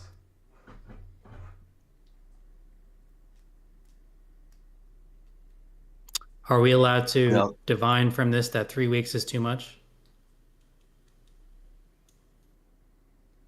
You may suspect that they would that asking for 3 weeks is quite a lot for such a people. So it may not be in their interest to have unwanted visitors lingering here for that long. Okay. If we can't spend that long here, You can certainly try, we but might. you have to try. But you have to state your time period. Right. we could. 2 weeks, but each day we do it, we have a chance to heal, right? So that would certainly fix Elahir and Belcor because we're both of us are below 14. Newer, what's your injury rating? 6. Bilbo is uninjured. Is that right, Stug? Bilbo's uninjured. Ed is injured, Okay. but he's gonna recover tomorrow. Nice. Okay, so 2 weeks with the chance of rolling at least 4 successes to get Hildir fully healthy. That comes with full endurance. And how about our fatigue? What happens to our fatigue? Your fatigue your fatigue increases by your strength every time you do a prolonged rest if you're wounded.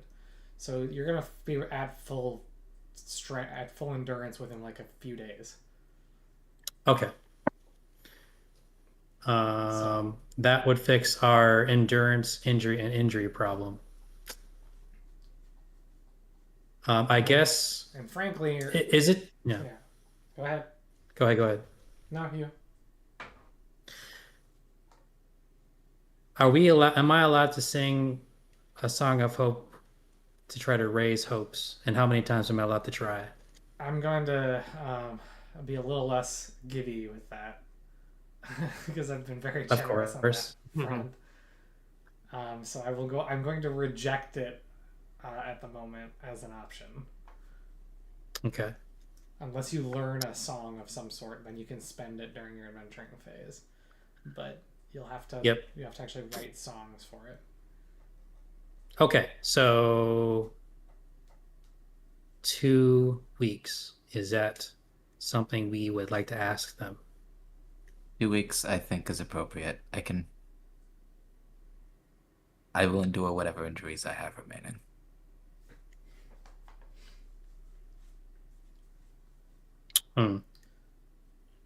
Who among our group is good at healing? I think Nobody. both Belcor and I are 2 stars and not favored. Elariel was our best healer and we lost her. So maybe one of us, maybe me, I need to have more utility than just brute strength. So I think I might get some more points there whenever we get to the next fellowship phase. So the best we have is 2 points in healing and not favored. Is that right? What it looks like to me. I got nothing. And Bilbo doesn't have any points, right? He has 1 point in healing. Okay. So maybe Elahir and Belcor can alternate attempts, but only once our endurance is back up. I mean, you can okay. heal every day. I don't know why you'd wait until your endurance recovers. Well, because because the first day I'm still weary, right? It doesn't mean anything. You either you make the attempt or for free, or you don't. I don't. They're not losing anything by making the healing attempt on the first day just because you're weary. Gotcha.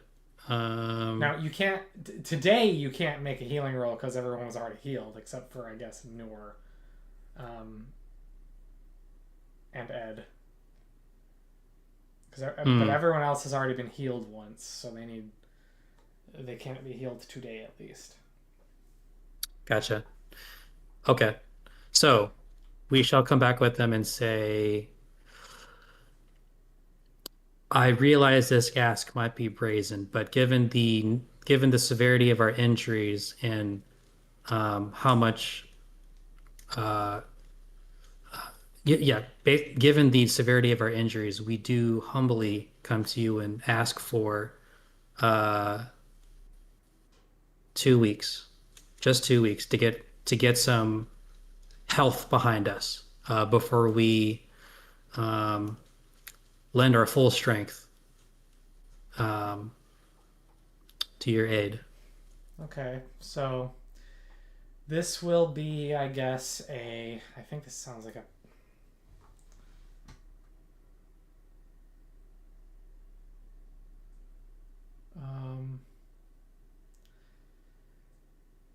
I guess it would be a persuade. Who has the best persuade? Out of curiosity. Probably Hildir. What's your persuade, Hildir? 3. Bilbo Favored. also has 3. Okay, you're better than Bilbo. He's not favored. He's got 3. Anyway. But he's also not wary, right? Bilbo's not wary. Shoot, should we spend a hope? Belcor has 7 hope, but 4 shadow. Not sure. I mean, there's endeavors ahead that before we can make it to our next fellowship phase. So I don't know about being too happy about spending hope.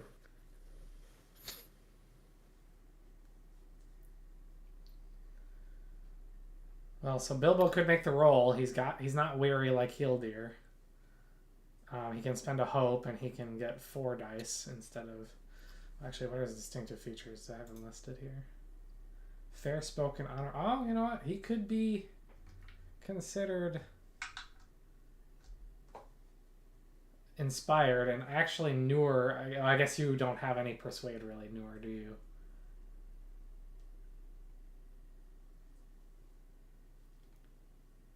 Sketch. Sketch. He's muted. I think he has something going on. Oh. Walls. What is his? Do you know what his persuade is?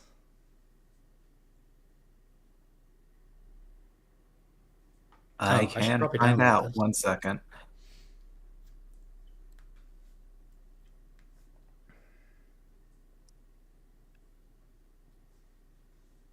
Shit. Oops. His persuade is nothing. Okay, so Noor's not really that helpful here. But Bilbo I could consider inspired, which means he would be able to roll persuade for 5d6 plus his feat die. I think that would probably be good. I think that surmounts the favorite, right? I think I go for it. Go for it, Bilbo. Speak our entreat them with. Okay, so Bilbo Perhaps. responds with, "Hello, Bilbo Baggins is the name. You may not have noticed me with all these Bigfoot around, but, well, I'm afraid these people are quite injured, so I'm certainly reluctant to ask this of you, but, given your scarce resources, but if you would be so kind as to permit us to have perhaps a 2-week stay so everyone's fully recovered and can face this threat at nearly full strength. I fear some of us might not even make it. Might not even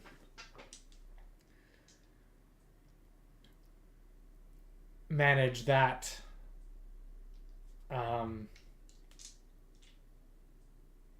far.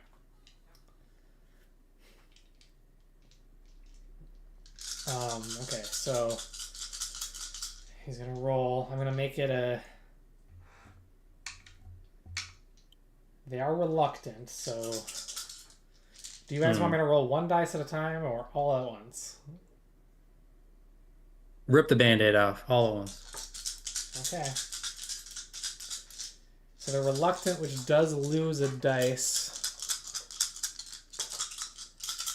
But it's still 46 rather than.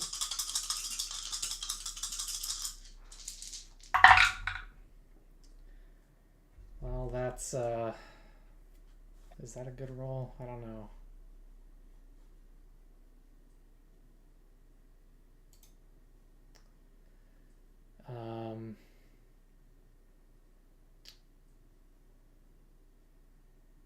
I could see this being a courtesy roll too, I guess, but so that's 13. That is I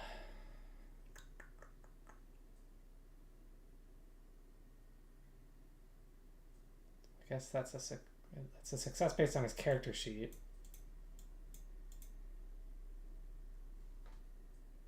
Is that That's right? good? Question mark.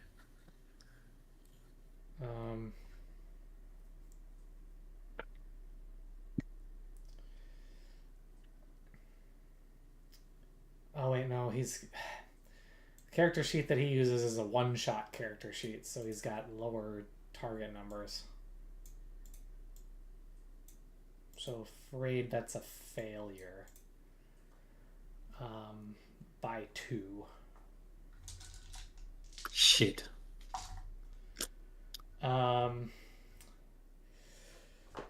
So they respond with, "I'm afraid that is asking a bit much of us, given that we know you not at all. So I'm afraid the most we would be able to offer you would be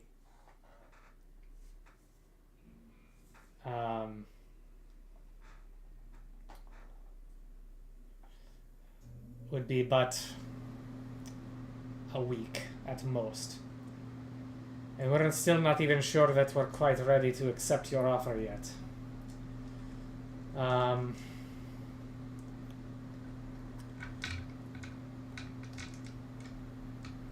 and that was round 3, I believe, which means you got 2 more attempts.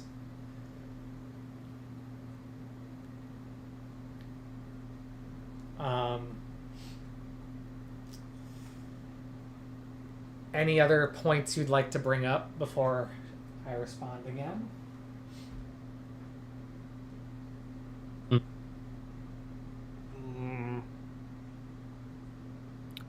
I guess my only thing was, at the very least, if you cannot have us here, which we would understand given the state of your resources, and the fact that we just stepped in unannounced on your property, at least you could show us. At least could you show us a path to exit, so that we can be on our way and out of your You're hair. changing the request. Well, I mean, that's the only thing I was thinking of. But Okay. in terms of the main thrust of this argument, no, I probably wouldn't bring that up. Okay, that's what I was asking. That would be if this fails, which they would probably tell us anyway, just to get us out of there. Shoot.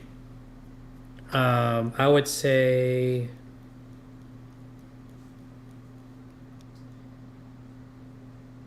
I'm trying to think of it from the angle from Newer's angle, right? We have a dwarf in our party, so we understand the nature and the culture of dwarves well, and we wish to see this. You know, we have a lot of respect for the stability and the ruggedness and the robustness of dwarf society, and we would wish to see it continue and thrive in the face of this evil, and in the face of these selfish thieves. So you're appealing to their hopes, as it were. Yeah, we identify very much with their struggle, and would very much like to see them succeed and defeat this evil. Okay. That sounds like sort of a song roll, to be honest with you.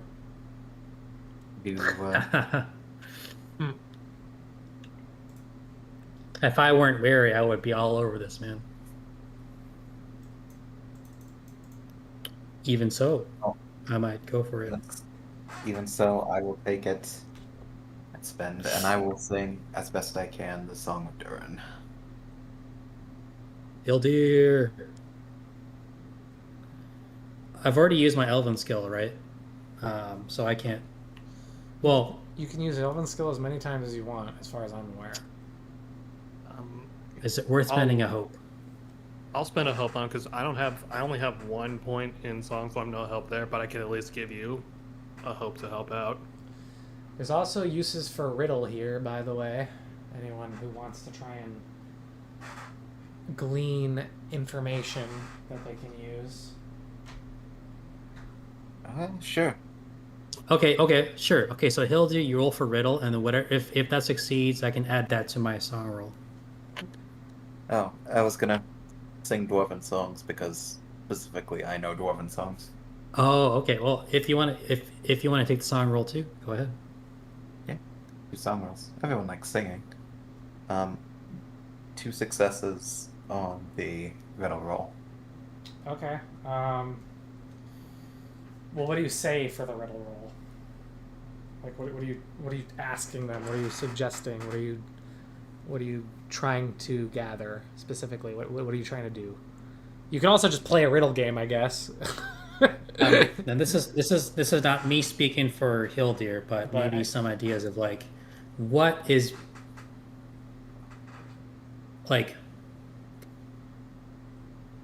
your greatest hope, right, for your clan? Do you wish to take back all of this network of caves from the undead, right, or something? Maybe something about their proud history, maybe the clan they came from, which I'm sure not. I'm still not sure where they come, which one they are. Each of us is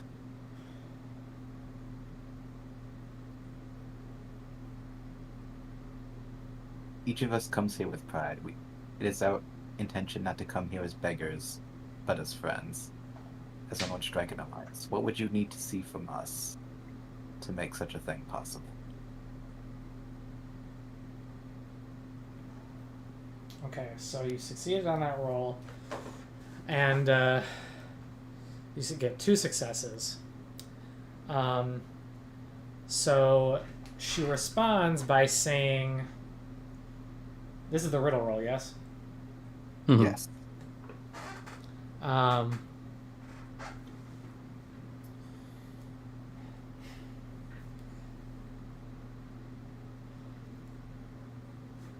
I'm gonna just sort of glean through the actual dialogue here because this is gonna be a complicated one if I even tried. Basically, what you gather, you go have a little back and forth where they tell you a little about your history, and I guess she goes,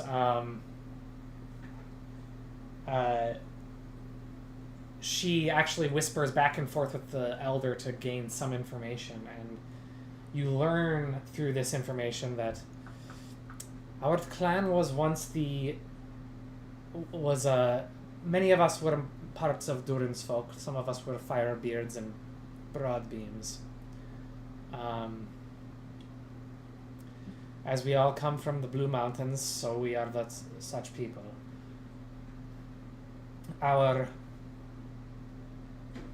After many long years in decline, as our mines ran dry in this region and much of our folk left, only very few of us remained in this particular home.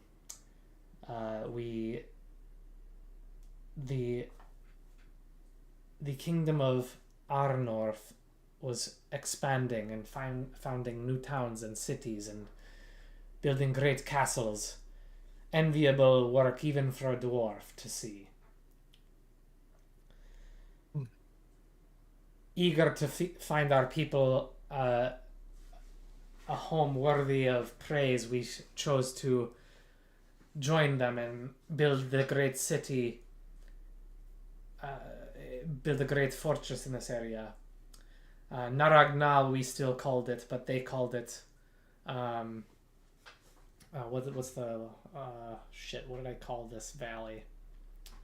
I gotta find it again. I messed up.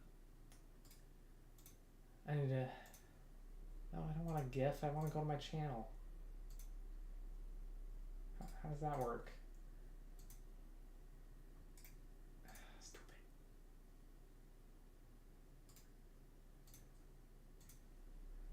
It's like Nan Luinen. Lan Luinellen.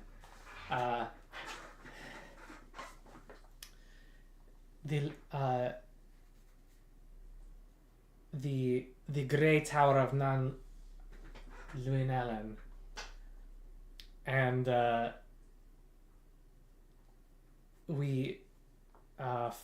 so for many long years our peoples coexisted in this area.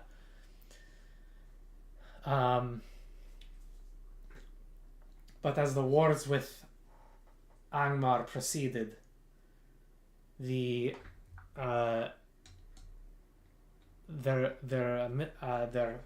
power encroached even upon the Arnorian realm of Arthedain, even into this region. The Witch King himself once invaded, after their greatest captain had left on a journey of his own. Unfortunately, it was defeated, and the curse you will see above, was laid upon this realm. To defeat such a curse, I would need to see from you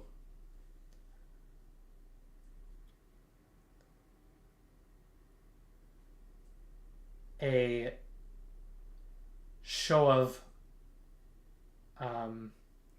valor and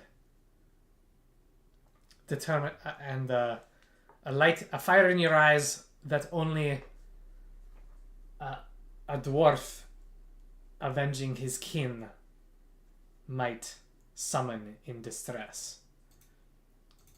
And so with that information, I'll not only do you get the extra two successes, I'll say you will get an advantage on the song roll. With that information, you can sing a song of valor of some sort.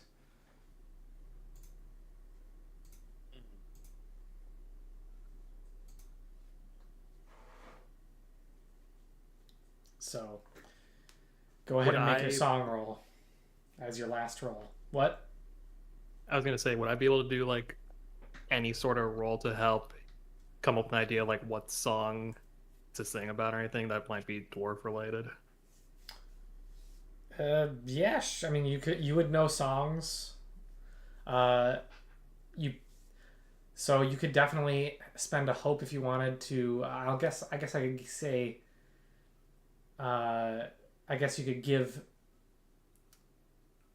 You would do a weird thing. You would spend a hope to get 2 extra dice because you might actually be the lead singer for Hildir to work with. Or Alahir for that matter. You could sing any dwarven song you want. Maybe sing about Moria. Who knows? Maybe If it's Soldier's role, though, I guess it doesn't matter who does. I have very little hope in my pool left, so.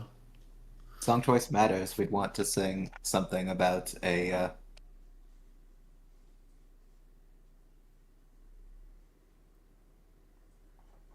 dwarven clan regaining its eminence, and not something about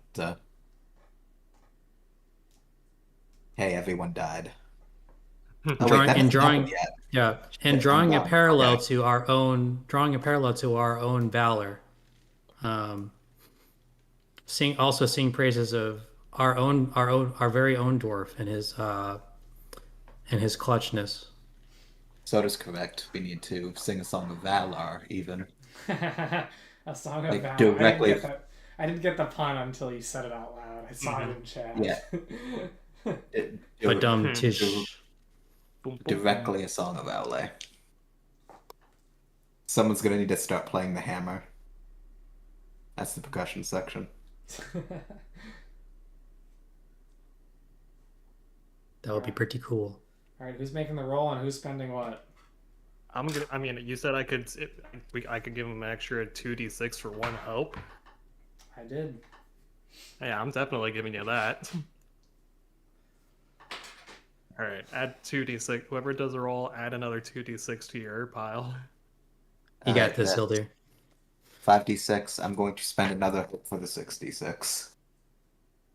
All right. Full power.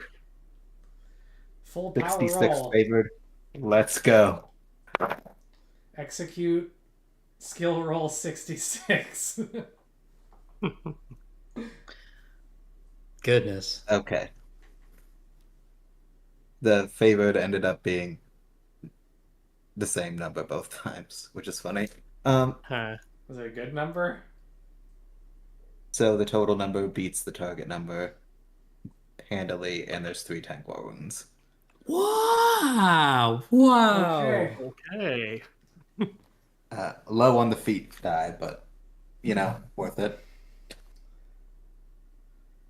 So Excellent. Nice going.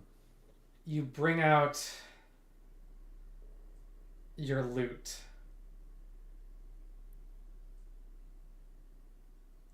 And you start strumming a song that starts slow. And you start to hum. You kind of nudge Noor to start singing along with you. You're doing a jam session now. Noor, inspired by the might and also sorrow of his people, is spurred into singing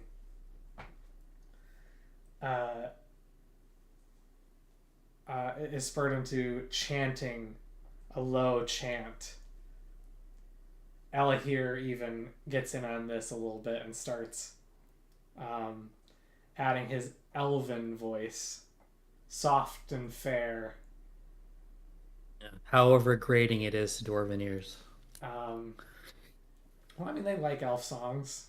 They're fine with them. The hatred between the dwarves and the elves in Tolkien is kind of exaggerated. It's like country. There's good. It's like country. Yeah, there's some good country out there. Yeah. But, so you get this song going, and it starts out slow and mightily, but you add in references to all the different feats you're aware of that have been performed. The defeat of Smaug, the defeat of the valor of the dwarves in the battle of, I believe it was the Battle of Sudden Flame, when they, in the First Age, the dwarves of the Blue Mountain, I think it was a Nogrod, came with their dwarven masks. You start referencing all these great feats, rhyming pretty well too, for that matter, and you get it becomes this very, very stirring song that even gets some of the older grizzled dwarves in the room to seem moved and stunned by this powerful song. And when you conclude,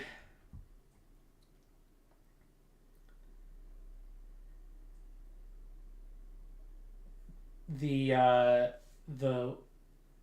elder whispers one final thing, and the younger dwarf says, seemingly inspired, "You will have 10 days to rest in our midst. Use them well."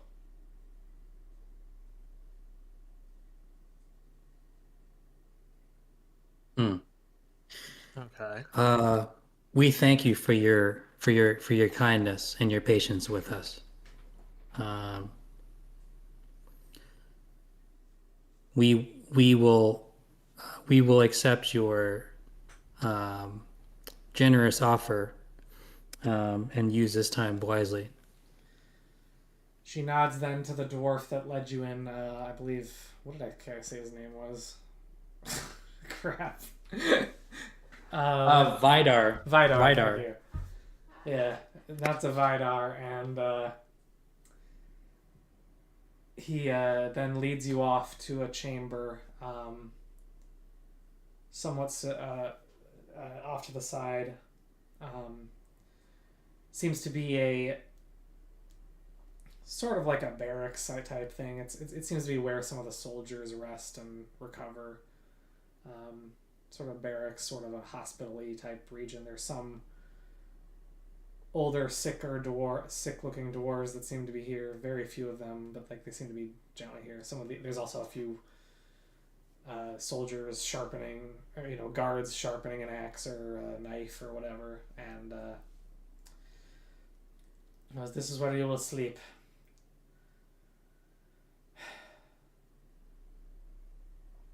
Our home.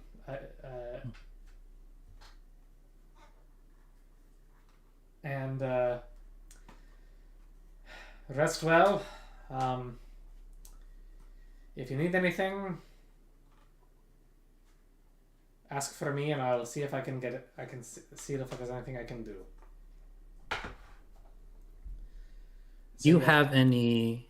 I know this must be in short supply and very valuable to your clan. But are there any healing salves or potions at our disposal to help us heal from our wounds?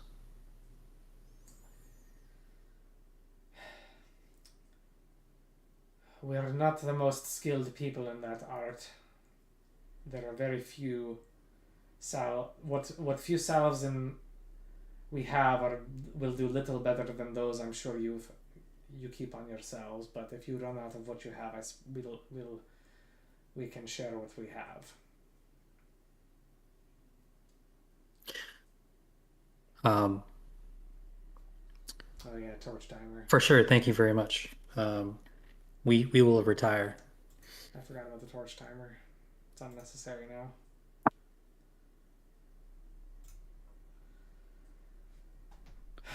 All right, so you're now entering a prolonged rest.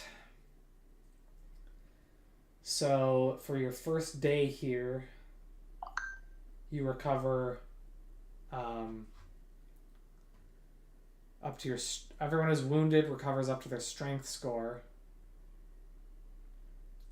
in endurance, which means Bilbo gets 3. Ed is recovers his wound and he's fine. Good old Ed.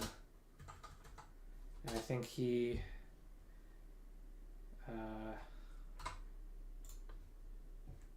recovers all of his wounds as well because he didn't really get hurt. So even though he was wounded, he's fine. So he's good. You can spend your fellowship points on whoever you wish to recover hope. No, my bomb is a torch. We ran out, so I have to use it. And I have 3 hope points and 1 shadow. Anyone doing worse than that? I've got 4 hope points and 4 shadow. You have 4 shadow? Somehow I've got more shadow. Jesus. How did that happen? Oh, okay. I don't know how, but I want to get rid of those. So, okay. You can spend a fellowship point, I think, and get yourself above despair. Miserable. So I spend a fellowship score. What happens when I do that? You get 1 hope back. So everyone, Okay. you have 3 fellowship points. It's a pool of group points. So everyone spends a fellowship point to give it to you, Newer, and you get your hope back. 1 hope, which means you have 2 left. I have 3 and 0 shadow, so I'm as happy as a clam. Lovely.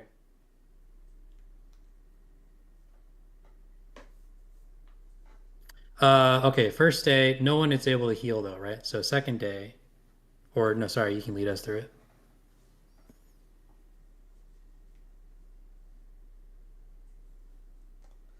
So yeah, the second day you can heal. So, first of all, for the second day of rest, also increase your endurance to the max because you're resting here for a long time. So everyone should be at max. You've got 10 days, so it's 10 times your strength score, which is absolutely going to be more than your maximum endurance. So everyone's at max endurance. Right. So you now have 9 days with which you can spend healing rolls to try and recover wounds, and you can do it once What happens per to person. what happens to fatigue again? Fatigue is how much you reduce it by 1 per prolonged rest. Gotcha. in a Okay, given so area. Belcor had 1. Now he's back at 0. Okay. So anyone who's got fatigue greater than, I will say this: everyone can reduce their fatigue by 2 for the 10-day rest. Nice. I'm back at 0. And so,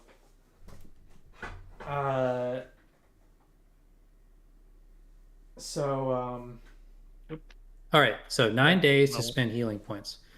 Each of those days we can only spend on 1 person. Is that right? no, you can spend it on, every person gets 1 healing roll that they can have done to Oh, okay. Okay. Ella here has an injury rating of 9, so don't spend any on Ella here.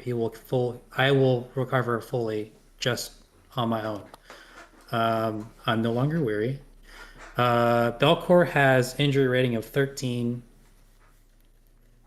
so he will need 3 successes to fully heal. Hildir is the one that needs most.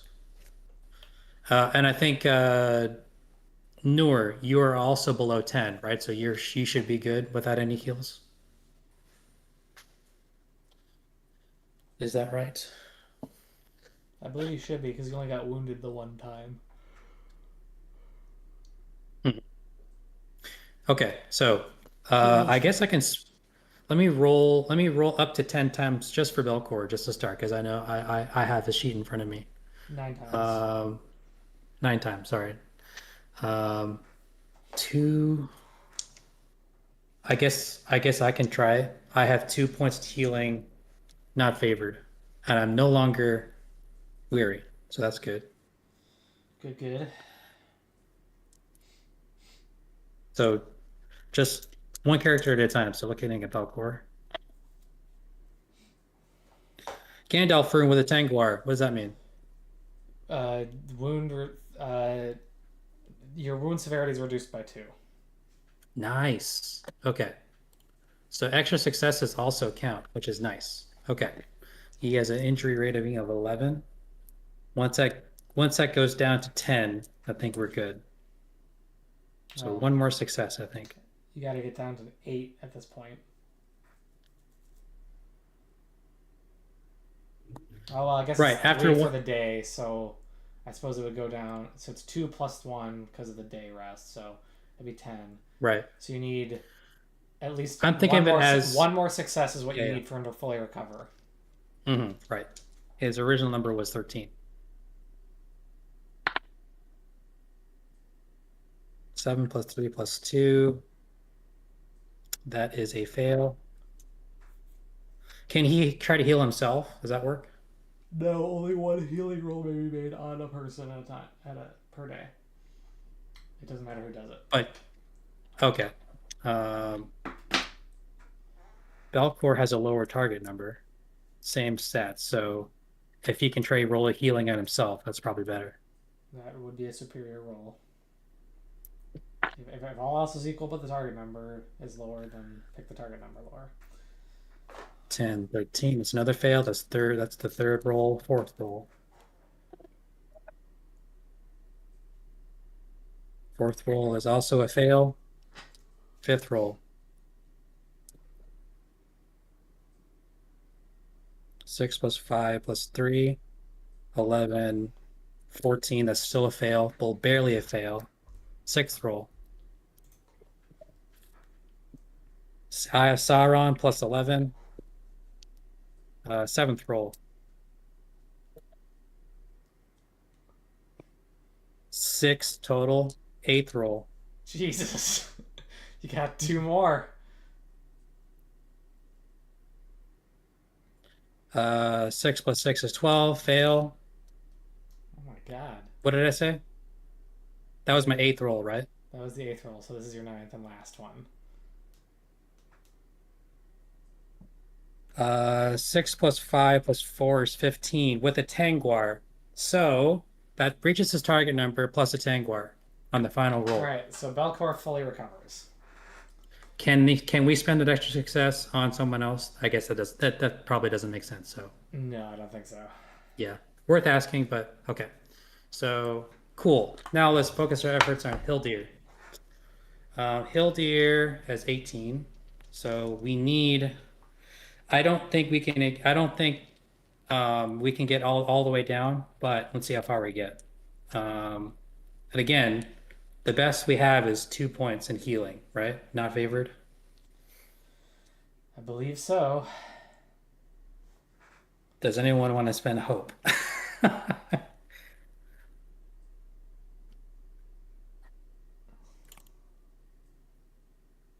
I'm sorry Okay. I'm being a hard ass about the fellowship phase thing and all that, but I am going to be a stickler here. Yeah. It feels like a shame because we have so many points built up. We want to spend them. All right. Well, you guys So, did let's that go- on your own. Because you wanted to save up for weapons and stuff. What's true? It really seems like. Yeah, never mind. If you want to be effective in battle, you need like 4 or 5 points in a weapon just to guarantee a good hit. You know, Yeah. it's ridiculous. Okay. No, I need to save up so I can build up my bird army. All right. Right. First roll. What did I do? Fail. Second roll. 6 plus 5 plus 3 is 14. Barely a fail. Sucks because this is a Jesus. Tengwar. Are you healing Hildir, right? Yes. Third Okay. roll. Worst case scenario, he comes out of this with an injury rating of 8, right? Yes. This is a success. 5 plus 5 plus 8 is 18. That's a Okay. So this is not your witch roll? third roll. I'm going third roll now. Okay, this is the third roll. Got it. So just keep a Third track of the roll number of is successes. Ignore everything else. third roll is a fail. Fourth roll is two successes. So that's 3 successes. 3 successes. It's a fourth roll. Fourth roll, fifth roll. Fifth roll is 7 plus 7 is a fail. Sixth roll. Sixth roll is a fail. Seventh roll. Seventh roll is 6 plus 5 is 11. Fail. Eighth roll.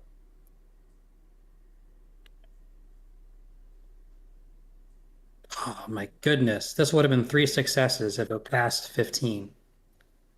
But total is a 6, a Tengwar plus a Tengwar plus 2 is 14, which is not enough. So instead of 3 successes, we have 0. Was that my 8th roll? Was that his 8th No. roll, guys? I wasn't listening. I should have been. But I think wasn't. so. Okay, good. Ninth roll. That sucks so hard. Ninth roll is also a fail. So that's 3 total It's good to know my successes? bad luck is transitive. Hildir has 3 total successes. So everyone knocked on injury rating by 10, plus 3 for Hildir, and Belkurg is all the way down to 0. Well, everyone's at 0 but Hildir, who's now down at 5. That's Yeah, what it comes 5. down to. Which is not terrible, but we should not get wounded ever. We should not. You should stay in the back and sing songs. Or shoot bows. Whichever. Whatever works. So we see the glaring importance Bows of with my healing mandolin as well. like El Kazing.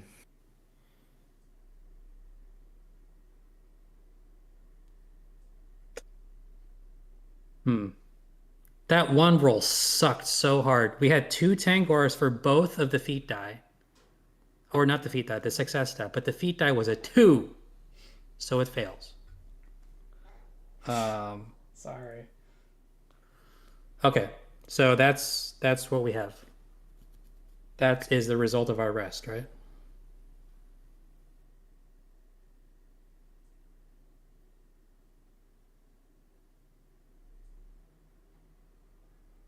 All right, so there you go. So you spend 10 restful days recovering your strength. You all feel a lot better. Hildir's still got a little limp going on. I'm sorry. Did I miss mine for injuries? You're all the way. What was your injury rating, Noor? I had 6. Yeah, You're fine. good. You're back down Okay. to 0. Right, that's what I thought. Awesome. Sorry, continue. So, at that point, Vidar comes to you and goes, well, I can see you're not fully recovered, all of you, but it seems like most of you are for the are much more, have a much better handle on your injuries.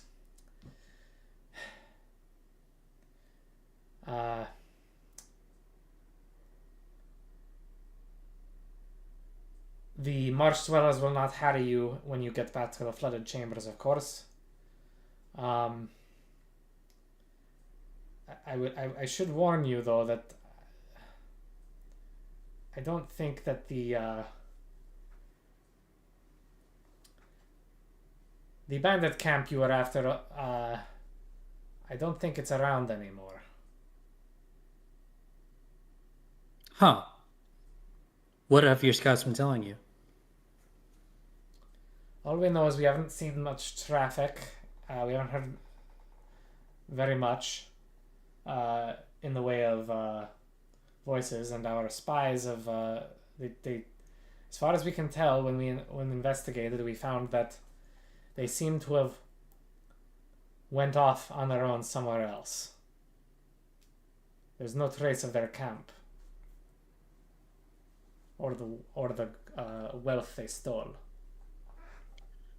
I might be premature in saying this, but this sounds like a blessing. We can fully focus on helping you defeat the evil that rests above you.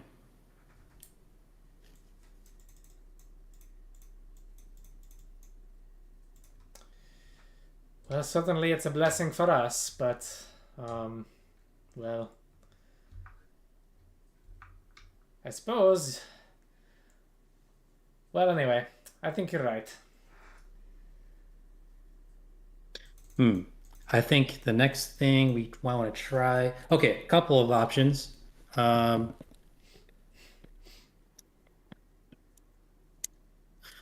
Even without resting, as days go by, Hildir's injury rating still goes down each day, right? Yeah, without resting every day, it'll go down by 1. Okay.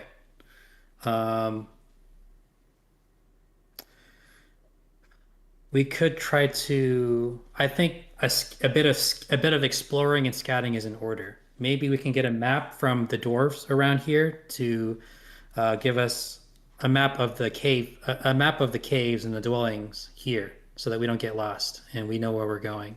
Well, Vidar's guiding you out back to the flooded chambers. He's gonna. Gotcha. And so he guides you out. Not that you super needed it, because Noor was able to find the way through. But when you reach the end, he goes, that staircase, that pathway up on the platform there, he's pointing basically to the center of the room, the entrance that was more or less directly across from you when you first entered the room. That will take you up the stairs to the accursed halls, where the spectre dwells. She may not see you at first, but be careful up there.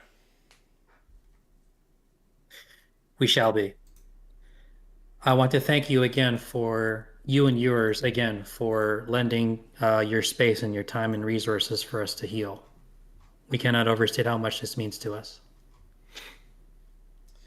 He gives you a nod and he goes, Aule guide you. May Aule be with you. May the Aule be with you. May the anvil be with you. I don't know. May the dwarf be with you. Anyway, so he leaves and heads back down the hall. And you enter the flooded chambers and don't seem to be bothered by any marsh dwellers. Do we know if we leave this area and then come back, will the marsh dwellers still not bother us, or will we have to reinitiate contact with the dwarves?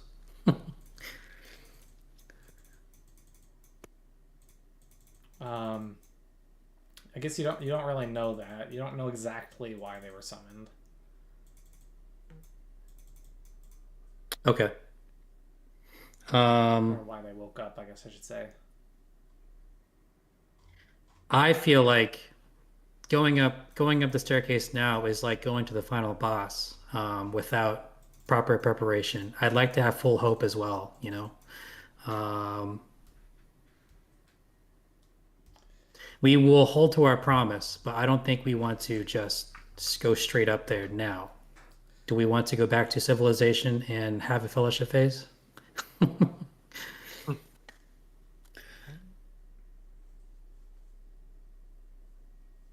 Might not be a bad idea. Yeah. I guess my attachment to duty and loyalty says to me that maybe the dwarves were expecting quick results, but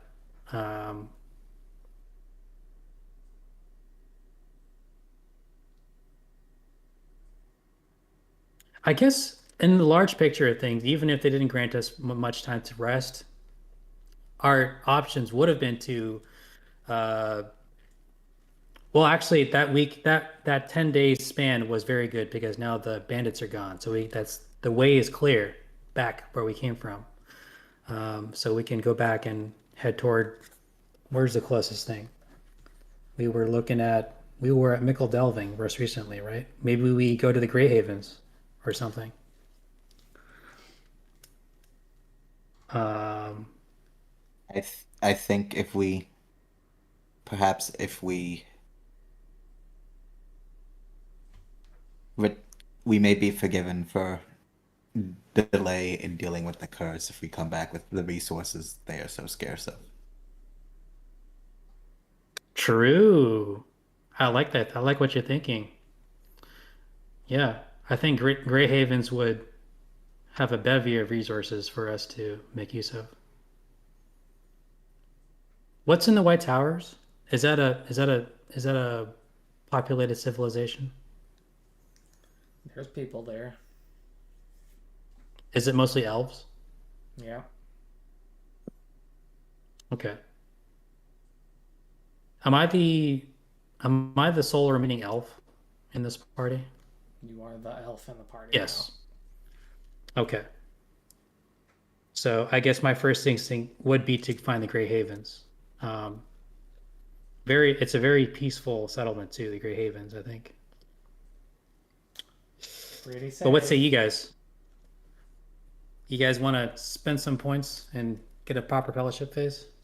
We have I guess what was accomplished here was we were able to get to a pretty good space to deal with stuff on the way there. Um, but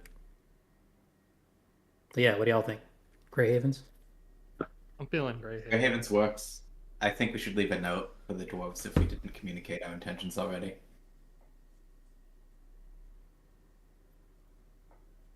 For sure. I don't think the doors I don't think the doors care too much either way. They seem to keep to themselves regardless. But yes, leave a note we shall. So you're heading out the front door. Gingerly. So is the barricade still there? Nope. What do we see traces of? Do we see traces of lots of men heading in and out? It's stone, so you don't really see anything. Okay. What Everything's time of been day cleared is it? out here? You don't. Well, okay. Stepping outside, you see that it seems to be around midday. Okay. The bridge is now a gap. There is no plank of wood on it at the present. I wonder what happened.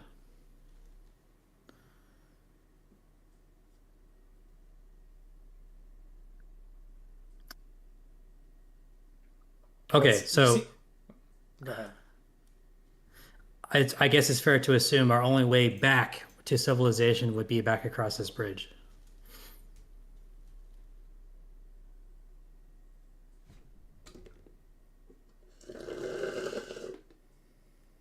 I guess across the bridge we go. I guess we would. How are you gonna get across? That's a good Yeah. question. Therein lies You said the problem. barricade is torn down. Are there any remaining pieces of it? Yeah, there are large chunks of rock scattered around in the inside of the. You can see Newer at least can make out that a bunch of the pieces that he used have been knocked over. Some of them have been cracked and whatnot, presumably from however they opened this place.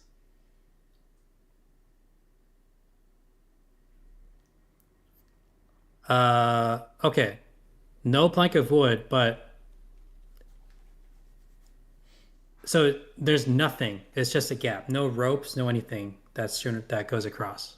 It's just a big gap. Nope, it's a big broken bridge.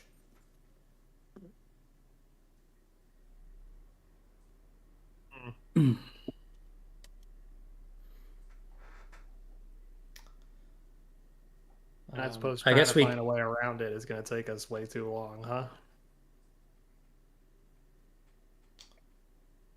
I mean, Is there a way That'd be around? one long jump.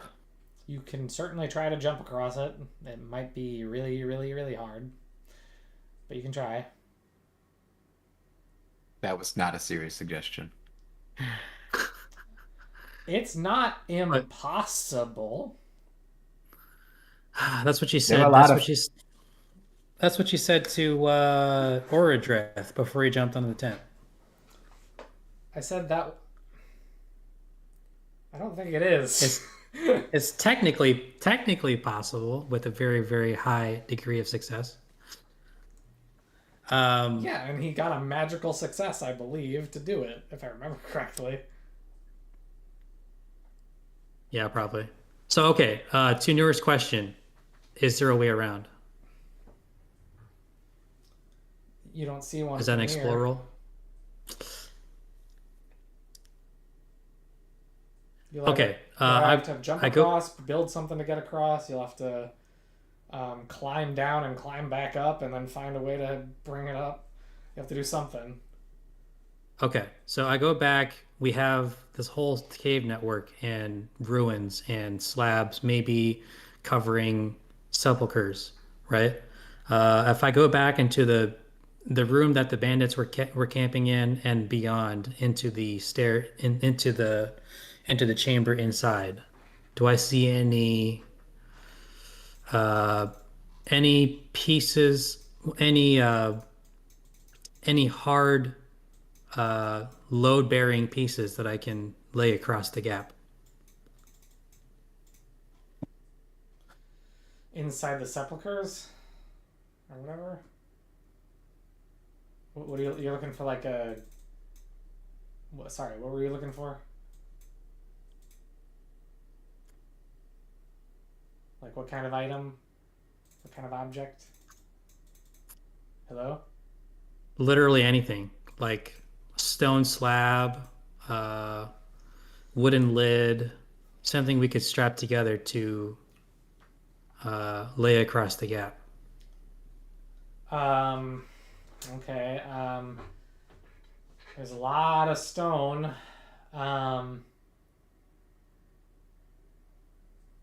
You could. I guess you Anything- require any something more stone- specific. Anything that's stone that's going to be big enough to get across may be incredibly hard to move. Um,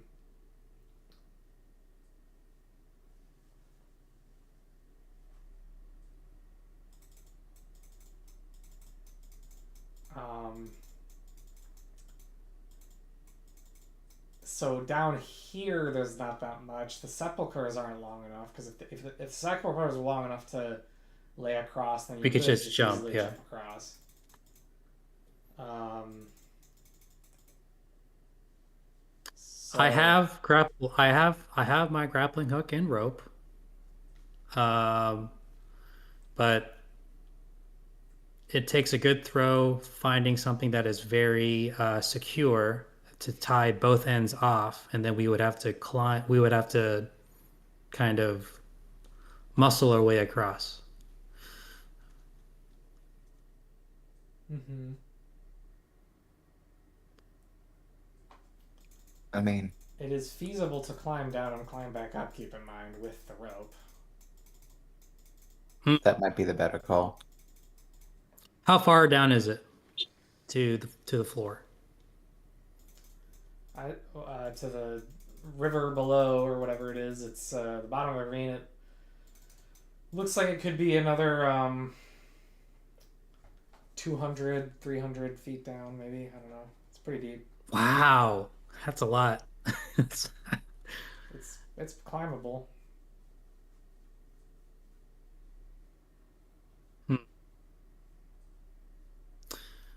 Um, It's easier to get down because you could just put the grappling hook on one side and lower yourself. Yes. Once we get down to the ravine, I guess we could. We don't strictly have to get back to the other side. We can follow the ravine north if I have my directions correct. You can do that. You have no idea where it exits, but you can do that.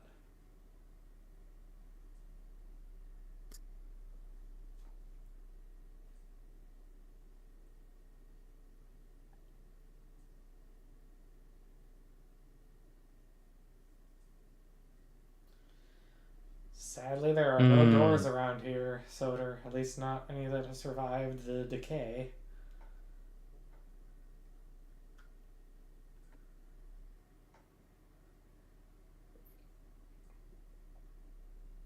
I'm thinking with smart rope management, we could get down and then just follow the ravine northward and try to make our way to try to make our way to Grey Havens that way. Which begs the Maybe. question: how are Mhm. we going back? Well, on the way back, we can find this passage and be prepared with the materials to build a gap closer.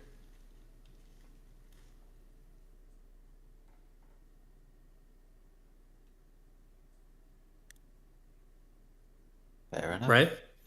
I don't think that would be I don't think that would be an issue. Uh, just to minimize the risk, but maybe, yeah. Does the rest of the group see any other options here?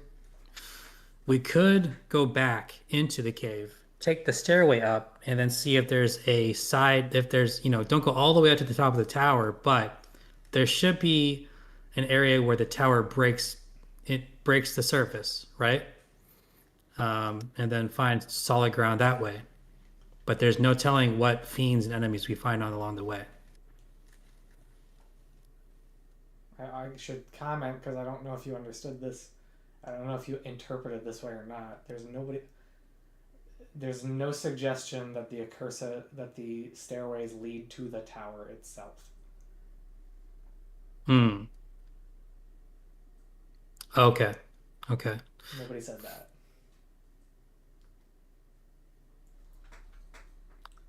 No doubt we will face more dangers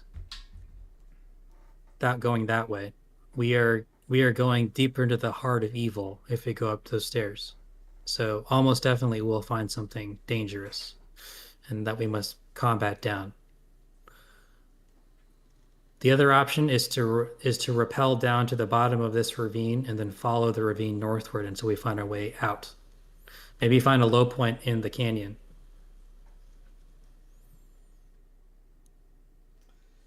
Yep, seems like you could go upstairs and see if there's any material you could use, or you could just lower you down and find a way out that way.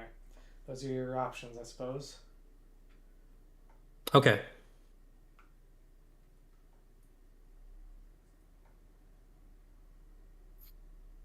I don't want to be the only one making choices here, so uh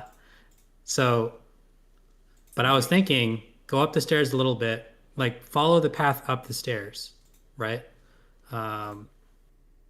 Explore a little bit. The doors have given us have given us enough goodwill that they will not bother us with the dangers directly within.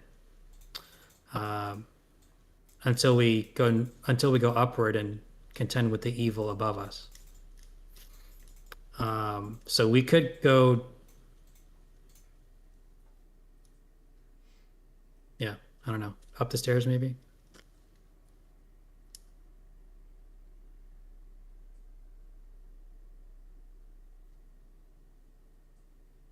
Somebody say something. I was gonna say, the stairs seem like our best bet. Yes. I haven't heard anything that I'm not particularly in disagreement or don't think we can't do. Okay. Yeah, I do have something. Okay, real world. I do have something this afternoon. 20, I'll say 30 minutes. I'll give 30 minutes before I have to get going. Um, Yeah. how All right. about you guys? Well, the Maybe, stairs. maybe. Let's go. Let's go up the stairs as a group and see if we can Yeah. find something. All right. You okay? So you follow this. You take the staircase up, and it's a reasonably long staircase, but not insanely long. As you get to the top, it's very dark, relatively speaking. It's not nearly so bright as you expected from the fact that it's the middle of the day. There's a sea of dense mist that covers all that can be seen. You can barely. It seems to have caused a rather dark. It's created this artificial darkness. You can see in the sky there does appear to be a pale disk that you suspect is the sun itself.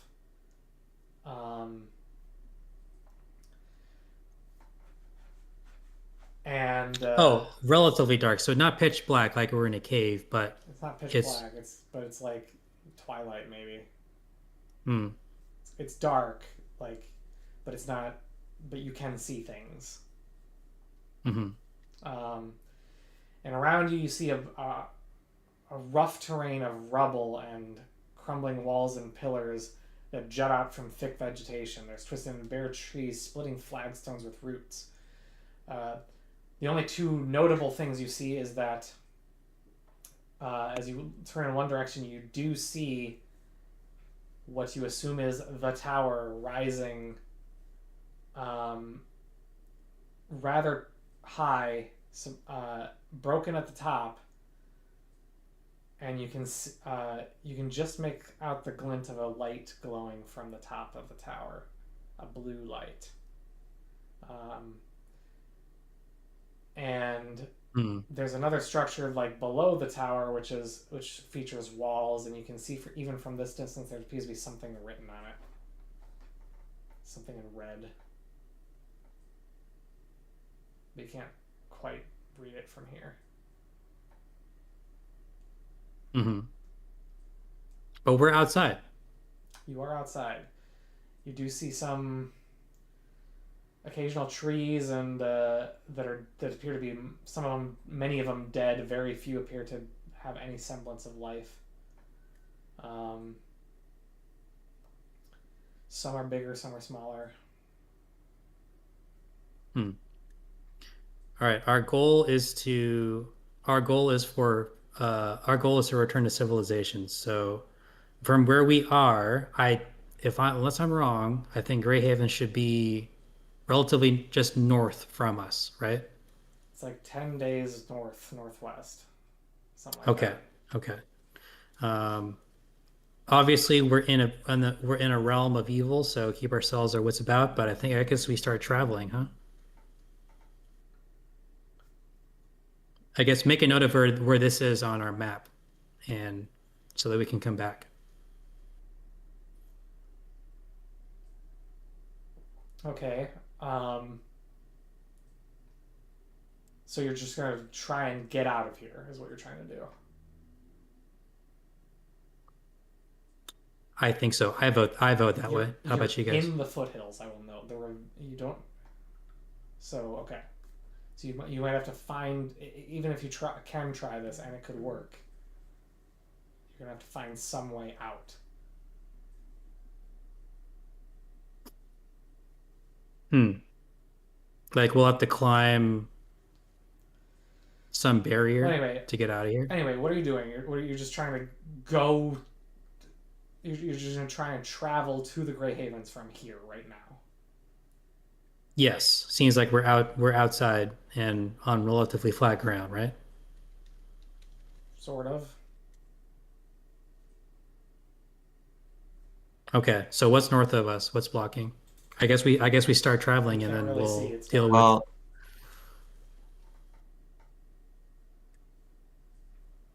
Yes, Hildir, what do you think?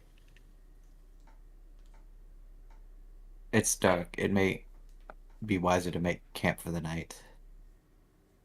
And It's then, midday, right? Oh, It's midday, but it is that's dark. right. He did say it was midday. Okay. Uh,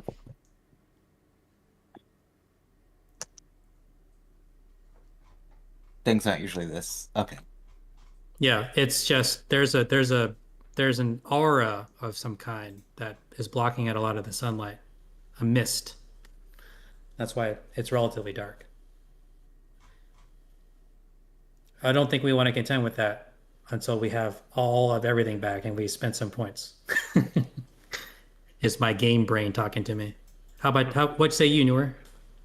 I don't think I want to be making any big leaps adventures until we can get all our stuff back, you know? No, Definitely. I'm in agreement. Let us rest, recover, come back with supplies. Come back better Okay. prepared. All right, Stug. Let us make our way north and see what's might be blocking us from just getting out of here. All right, make an explore roll. Who's I, got explore? Let me see. I got good explorer. Yes, do it, man. All right, it's what I'm here for. Also, no longer Puri. Hey, Gandalf rune. I will also need an awareness roll. And I'll do that one. Gandalf rune, no extra sixes rolled among them. Okay. Okay, Belcor rolls for awareness. He is favored.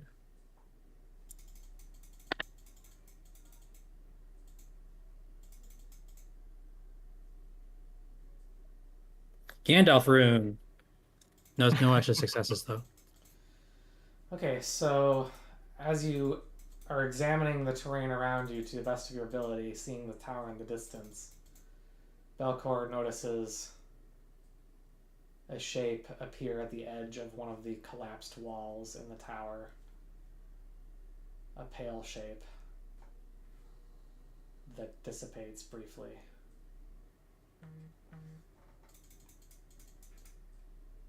And Are we heading toward this? with the explorer roll, no, this is just something you saw when you walked in. Gotcha. So you start wandering around. You said it's Gandalf rune.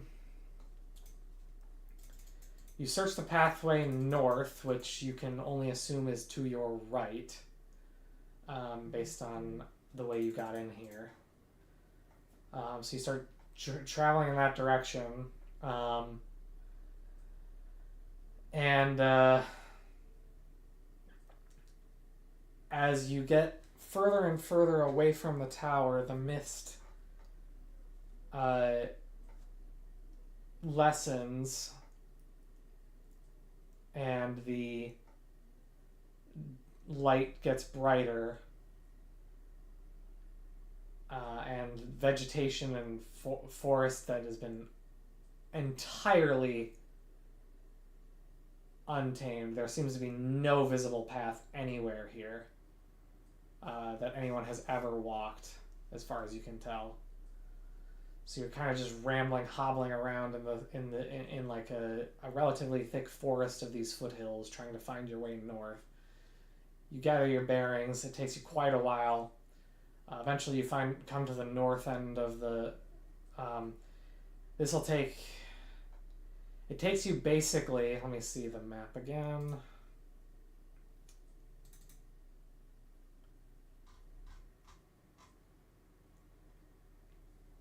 It takes you at least half a day, and it starts to get dark again.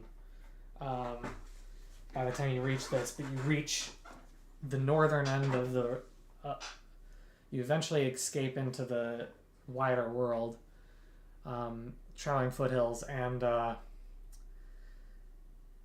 you come to a vast expanse of plains across a now rather narrow part of possibly even the same ravine you came in on.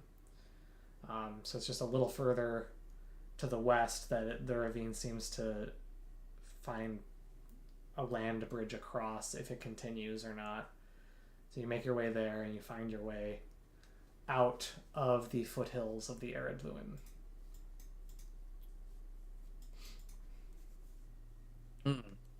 Well, Interesting. So it seems like it'll be hard finding a way back directly from this path. So that doesn't look like there's a entrance from the north to this back to this area.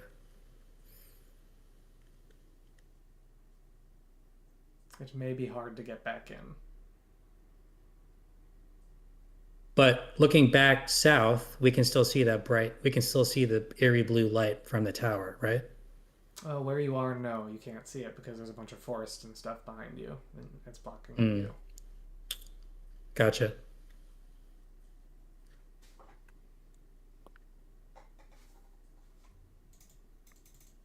Okay.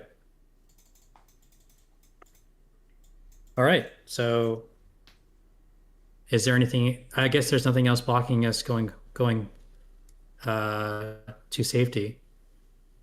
I guess this is directly a travel thing now, right? It's now a travel thing. Pull up the map and draw for me a line.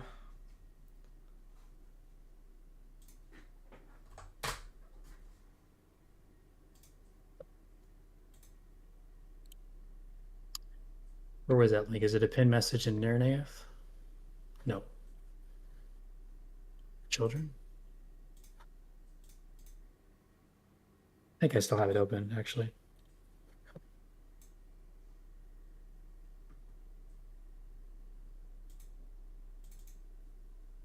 Nope, I closed it.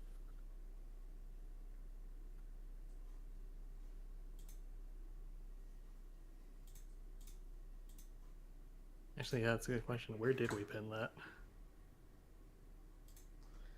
I don't know. It should be. You should have access to it through Google Drive.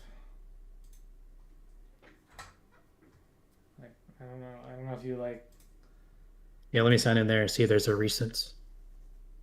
I can just share it again, I guess. Shared with me. Oh, Battle I got it. maps. Oh, wait, no, that's Battle not. maps? Area door map, there it is.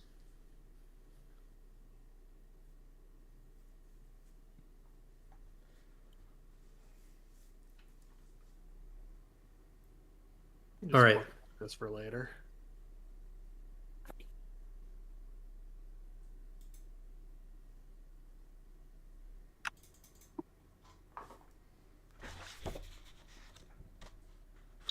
Um,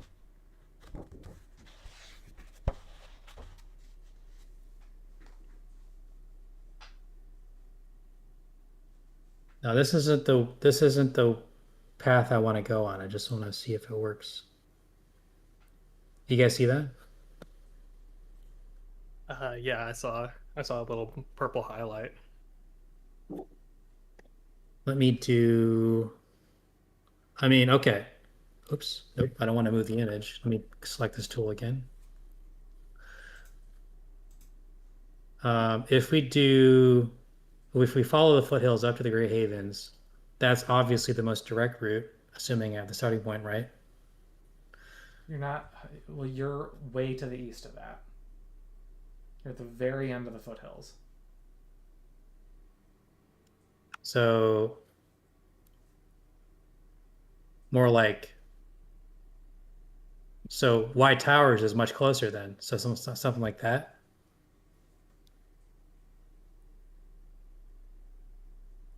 Is that something closer? It's closer.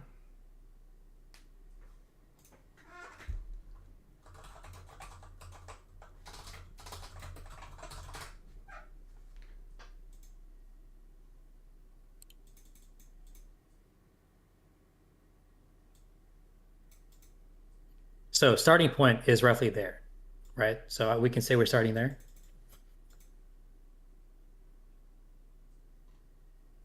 Yeah, roughly, sure. I think. Okay, so that means the White Towers is much closer.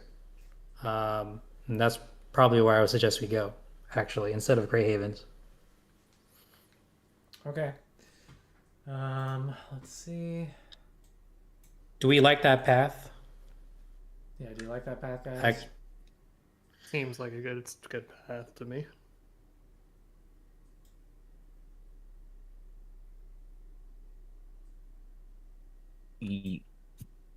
Yes, that works.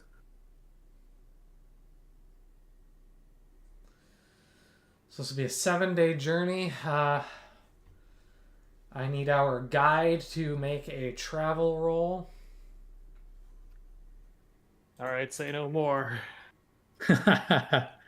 And then, of course, we have our hunter, we have our watcher, right? Hunter, lookout, scout. All right, I'll do the travel roll first. Awareness, explore, respectively.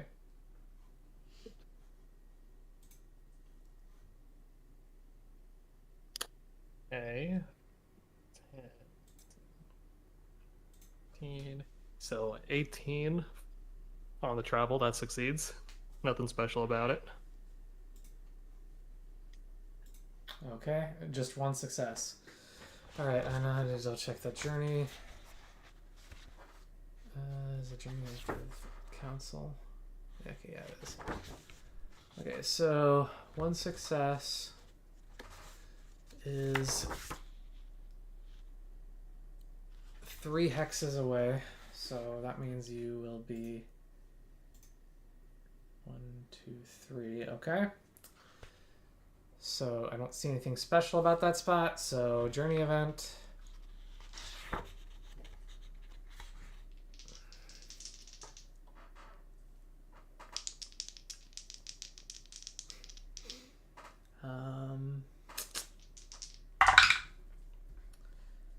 That would be a 6 and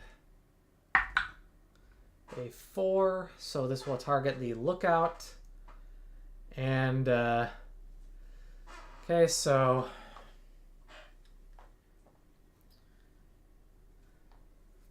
that's gonna be All right. So the lookout needs to make an awareness roll. Belcor has 2 in awareness and is favored. Anyone better than that? Well, no, who's the lookout? That person's doing it. Belcor. Okay. Okay.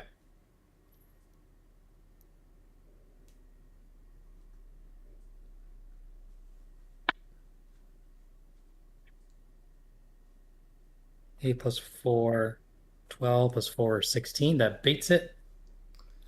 No extra successes. Okay. So everyone fails.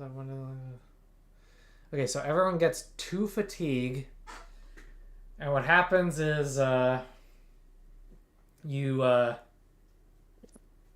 come across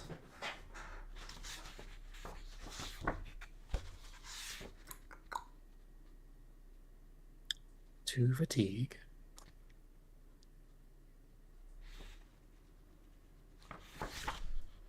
You come across a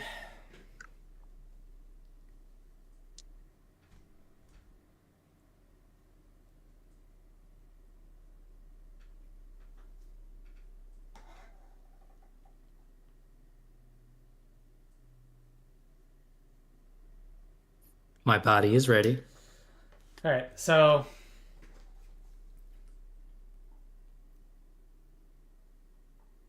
you get accosted at night by a pack of wolves. They find themselves, you hear them howling from a distance, and so the Belcor takes a note of the direction and keeps an eye on that direction in particular, a special eye. It appears to be a great pack of wolves, and so they start to hunt you down a little bit. But fortunately, Belcor managed to lead you away carefully based on where they are, and you avoid them handily. So it doesn't. So no delay in the quest. One more travel roll, please. All right. Well, at least one more travel roll, I guess. Yeah, no, it's just gonna be one. All right. There's a Gandalf rune. All right. And then Gandalf, 5, 10, 13, 12, 1. So the Gandalf rune counts as 12, right? Gandalf rune counts as success. Yeah, nothing else special about it. So 1 success. Yeah. So okay, so just straight success. So that's 3 more hexes away, which means there is going to be 1 more journey event before you reach your destination. You can see the white towers looming up in front of you, closing in. Yeah. Make sure you don't get tilted at them.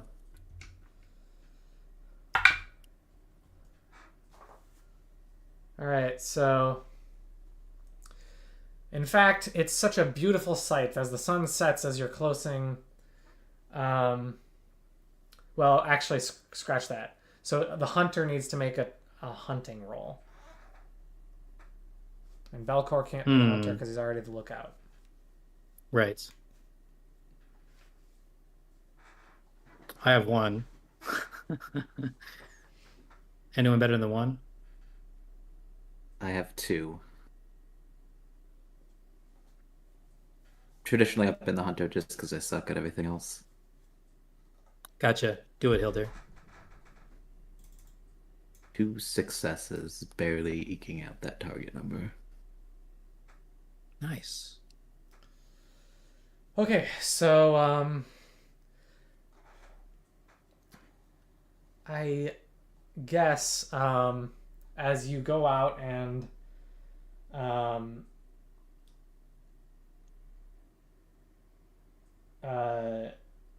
as you guys are feasting, so you find a nice deer to eat, fortunately, and you guys are off cooking it and having a nice little meal, and as the sun is setting in the west, it shines beautifully on the tallest of the 3 white towers, and you can see a bright light. You can almost swear you see a little bit of a glow coming from the top of the tower. It's a beautiful sight, and everyone gets 1 hope. Oh, nice. And that'll do it for journey events because you guys already made it. So you now arrive at the White Tower. I guess we'll call it there since Hey. it is basically Equin's time done. And we will say that you get 3 experience points per person. Gotcha. Wow. Do I really have 42 adventure points? Wait, we get 3 each? 3 adventure points and 3 skill points, right?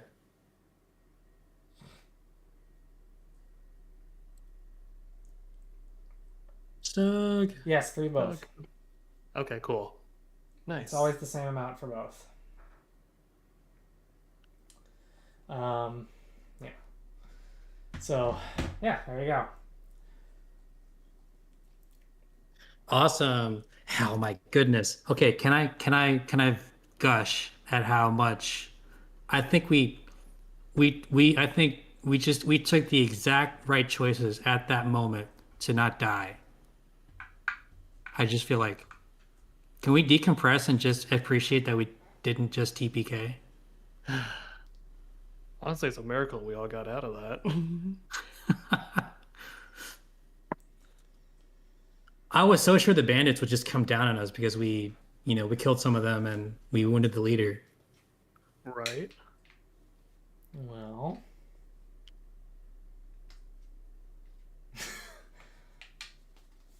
Oh, Stug feels like Stug has something else he wants to say about that, but he can't because he wants to keep us in suspense. Choices have consequences. That's all I'll say. Look, we got away this time, but who's to say this won't come back later? The world moves on, with or without you. There we go. Look, they're just going to be waiting there when we get back in fuller force. You don't know what they were there for because you didn't investigate. You don't know. So you don't know what's going on with them. So who knows where you might encounter them in the future. Oh, brother. Every time you reveal something, it feels like we made the wrong choice. Well, you made choices that I wouldn't have made. I'm just letting you know. Well, how do we deal with the And freaking frankly, 40 people? You may not have to. And the bridge was out. How could we make our way back to the camp to investigate what was going on? There was no way.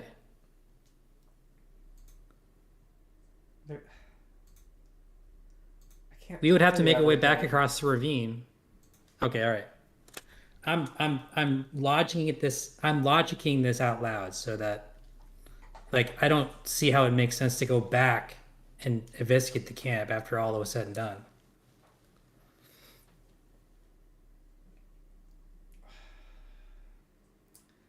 I can't tell you anything. I'm not asking. No, I'm not asking for anything. I'm just saying. Well, all right. You made the choices I wouldn't have made. Well, that's easy to say from the DM's chair. It is, but no, even as a player, I don't think I would have done a few things that you guys did. And I don't know that, frankly, it might break the game a little bit to try to leverage fellowship phases as a resource to recover. I'm just going to say that right now. They did stay alive. That's a win. But they also completely abandoned their mission.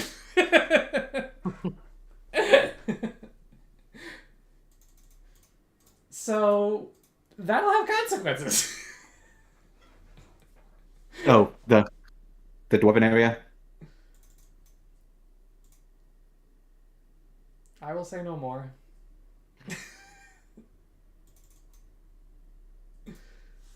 Okay, yeah, that was I'm approaching this from a video game RPG aspect of it. Stop doing that. Yeah, that was a mistake. Nothing happens unless you're there and making things happen.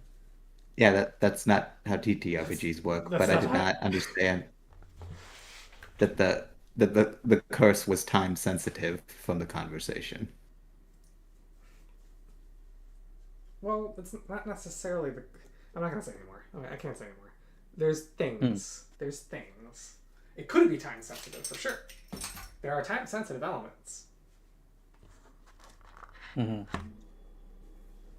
Look, we can't make it. One thing, we can't make decisions based on information our characters don't have. I know. That's why I'm trying not to say anything. Okay.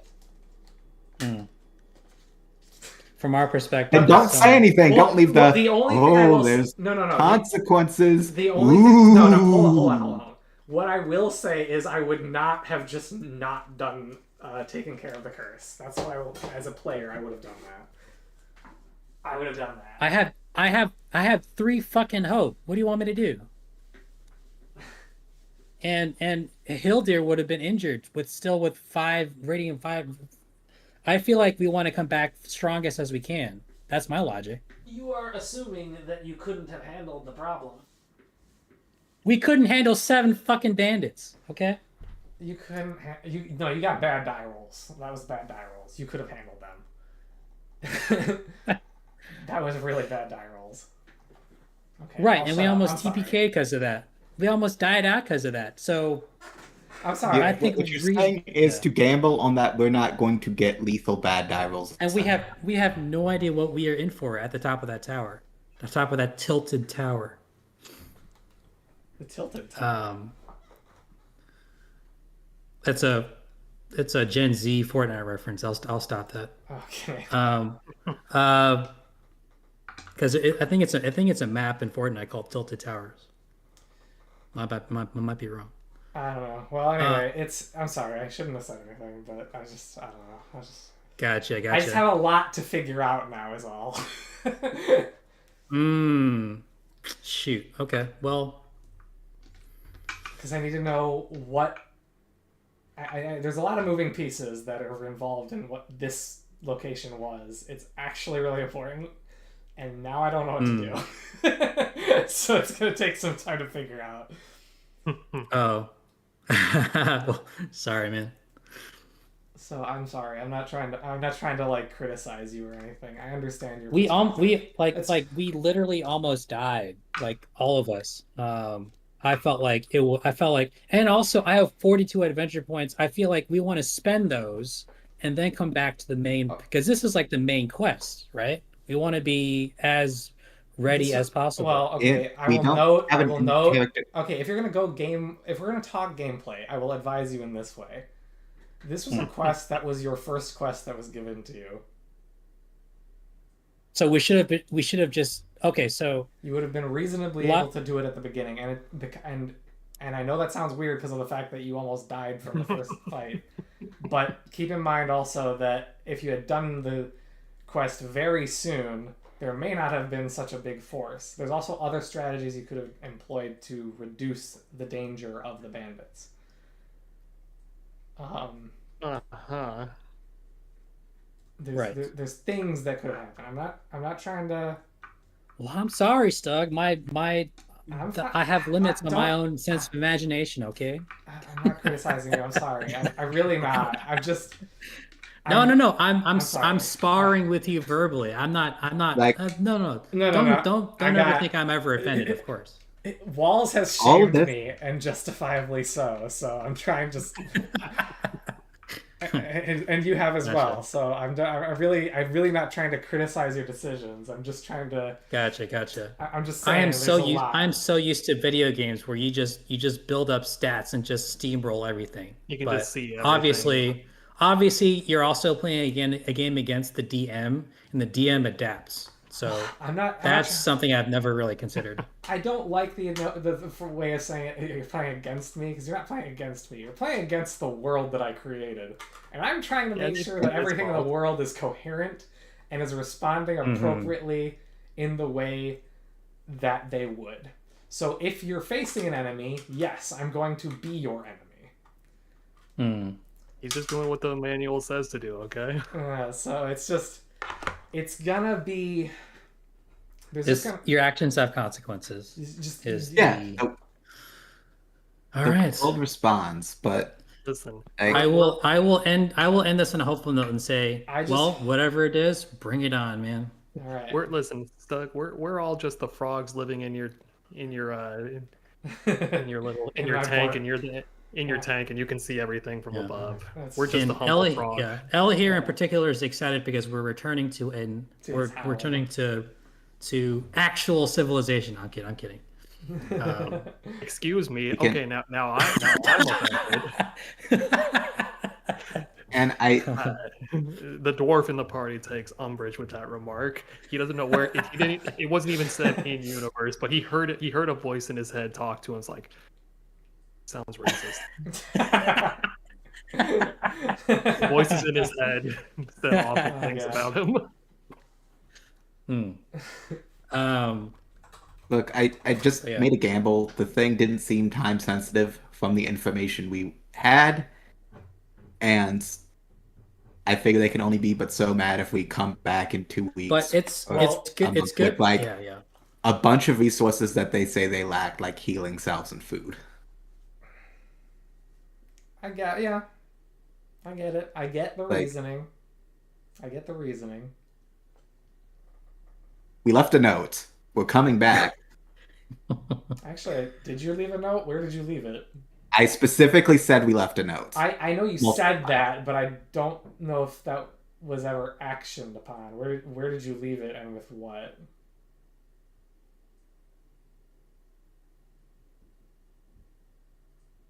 Because the guy had left at that point. So this might need to be hashed out, actually. Because I heard you say that, and then I didn't do anything. Did you, leave a letter somewhere? Yes, that would have been the intention, somewhere where it would have been visible. Okay.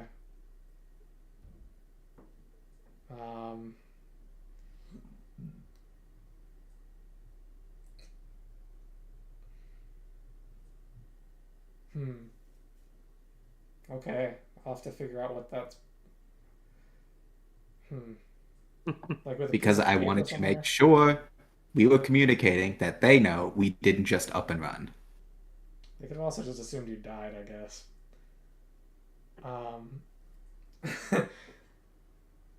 I guess, yeah. In fact, there's a not unlikely chance that they do, but you left a note. Did you like? Okay, I'll have to figure out where you put it, but okay. That's something that's another thing to consider.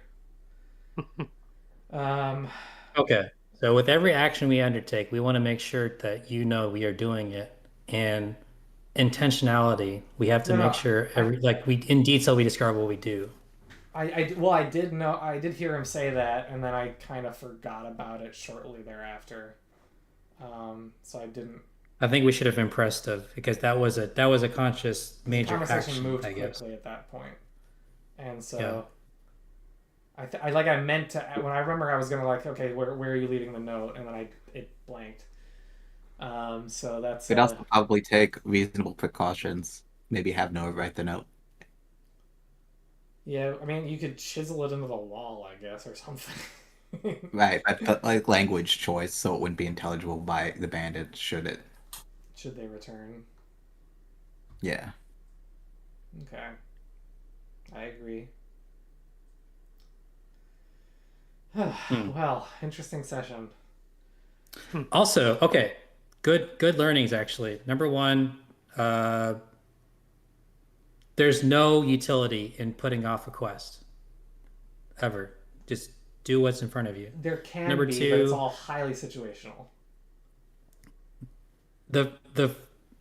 Number two, the original quest that Gillibrand sent us on was not this big overarching thing over which we can spend a lot of time on distractions before we finally get that done and finish potentially the campaign. This is just the first quest in this whole thing you're talking about. More or less. And we still haven't even done it. And that we presumably should have been getting that done. Well, you did kind of skip ahead a little bit when you fought the orc army. You kind of skipped a little bit ahead at that point. Sorry, what'd you say, Walls? I said, and we're almost a year in. Yeah. Okay, so we're heading straight back to that light. We're gonna uber kill that thing. Okay, we rest, we come back, and we kill it. How about that? Doesn't seem like there's anything stopping us from doing that now. Not really. Okay. Let's see. Are we still streaming? Oh, yes, we are. I guess I'll stop it. Is Soder still on there? Thank you for whoever might be sticking around. I hope that was entertaining. Thanks. I'm glad you were there to witness us survive by the skin of our teeth. Yeah. It was good. It was a good choice to run for sure. Although, frankly, I do think you could have beaten those guys, but that's okay. They're not nearly so strong. Okay, sure. But one wound and one of us was dying again. You know, that's the choice. That's what we're choosing against. You know. I understand. But gotcha. They really weren't that strong. See, and also that's another thing about video game RPGs is you see their level, right? Sorry. You see their level, you see how spongy or easy they are to kill right from a glance, and you don't have that in a tabletop. The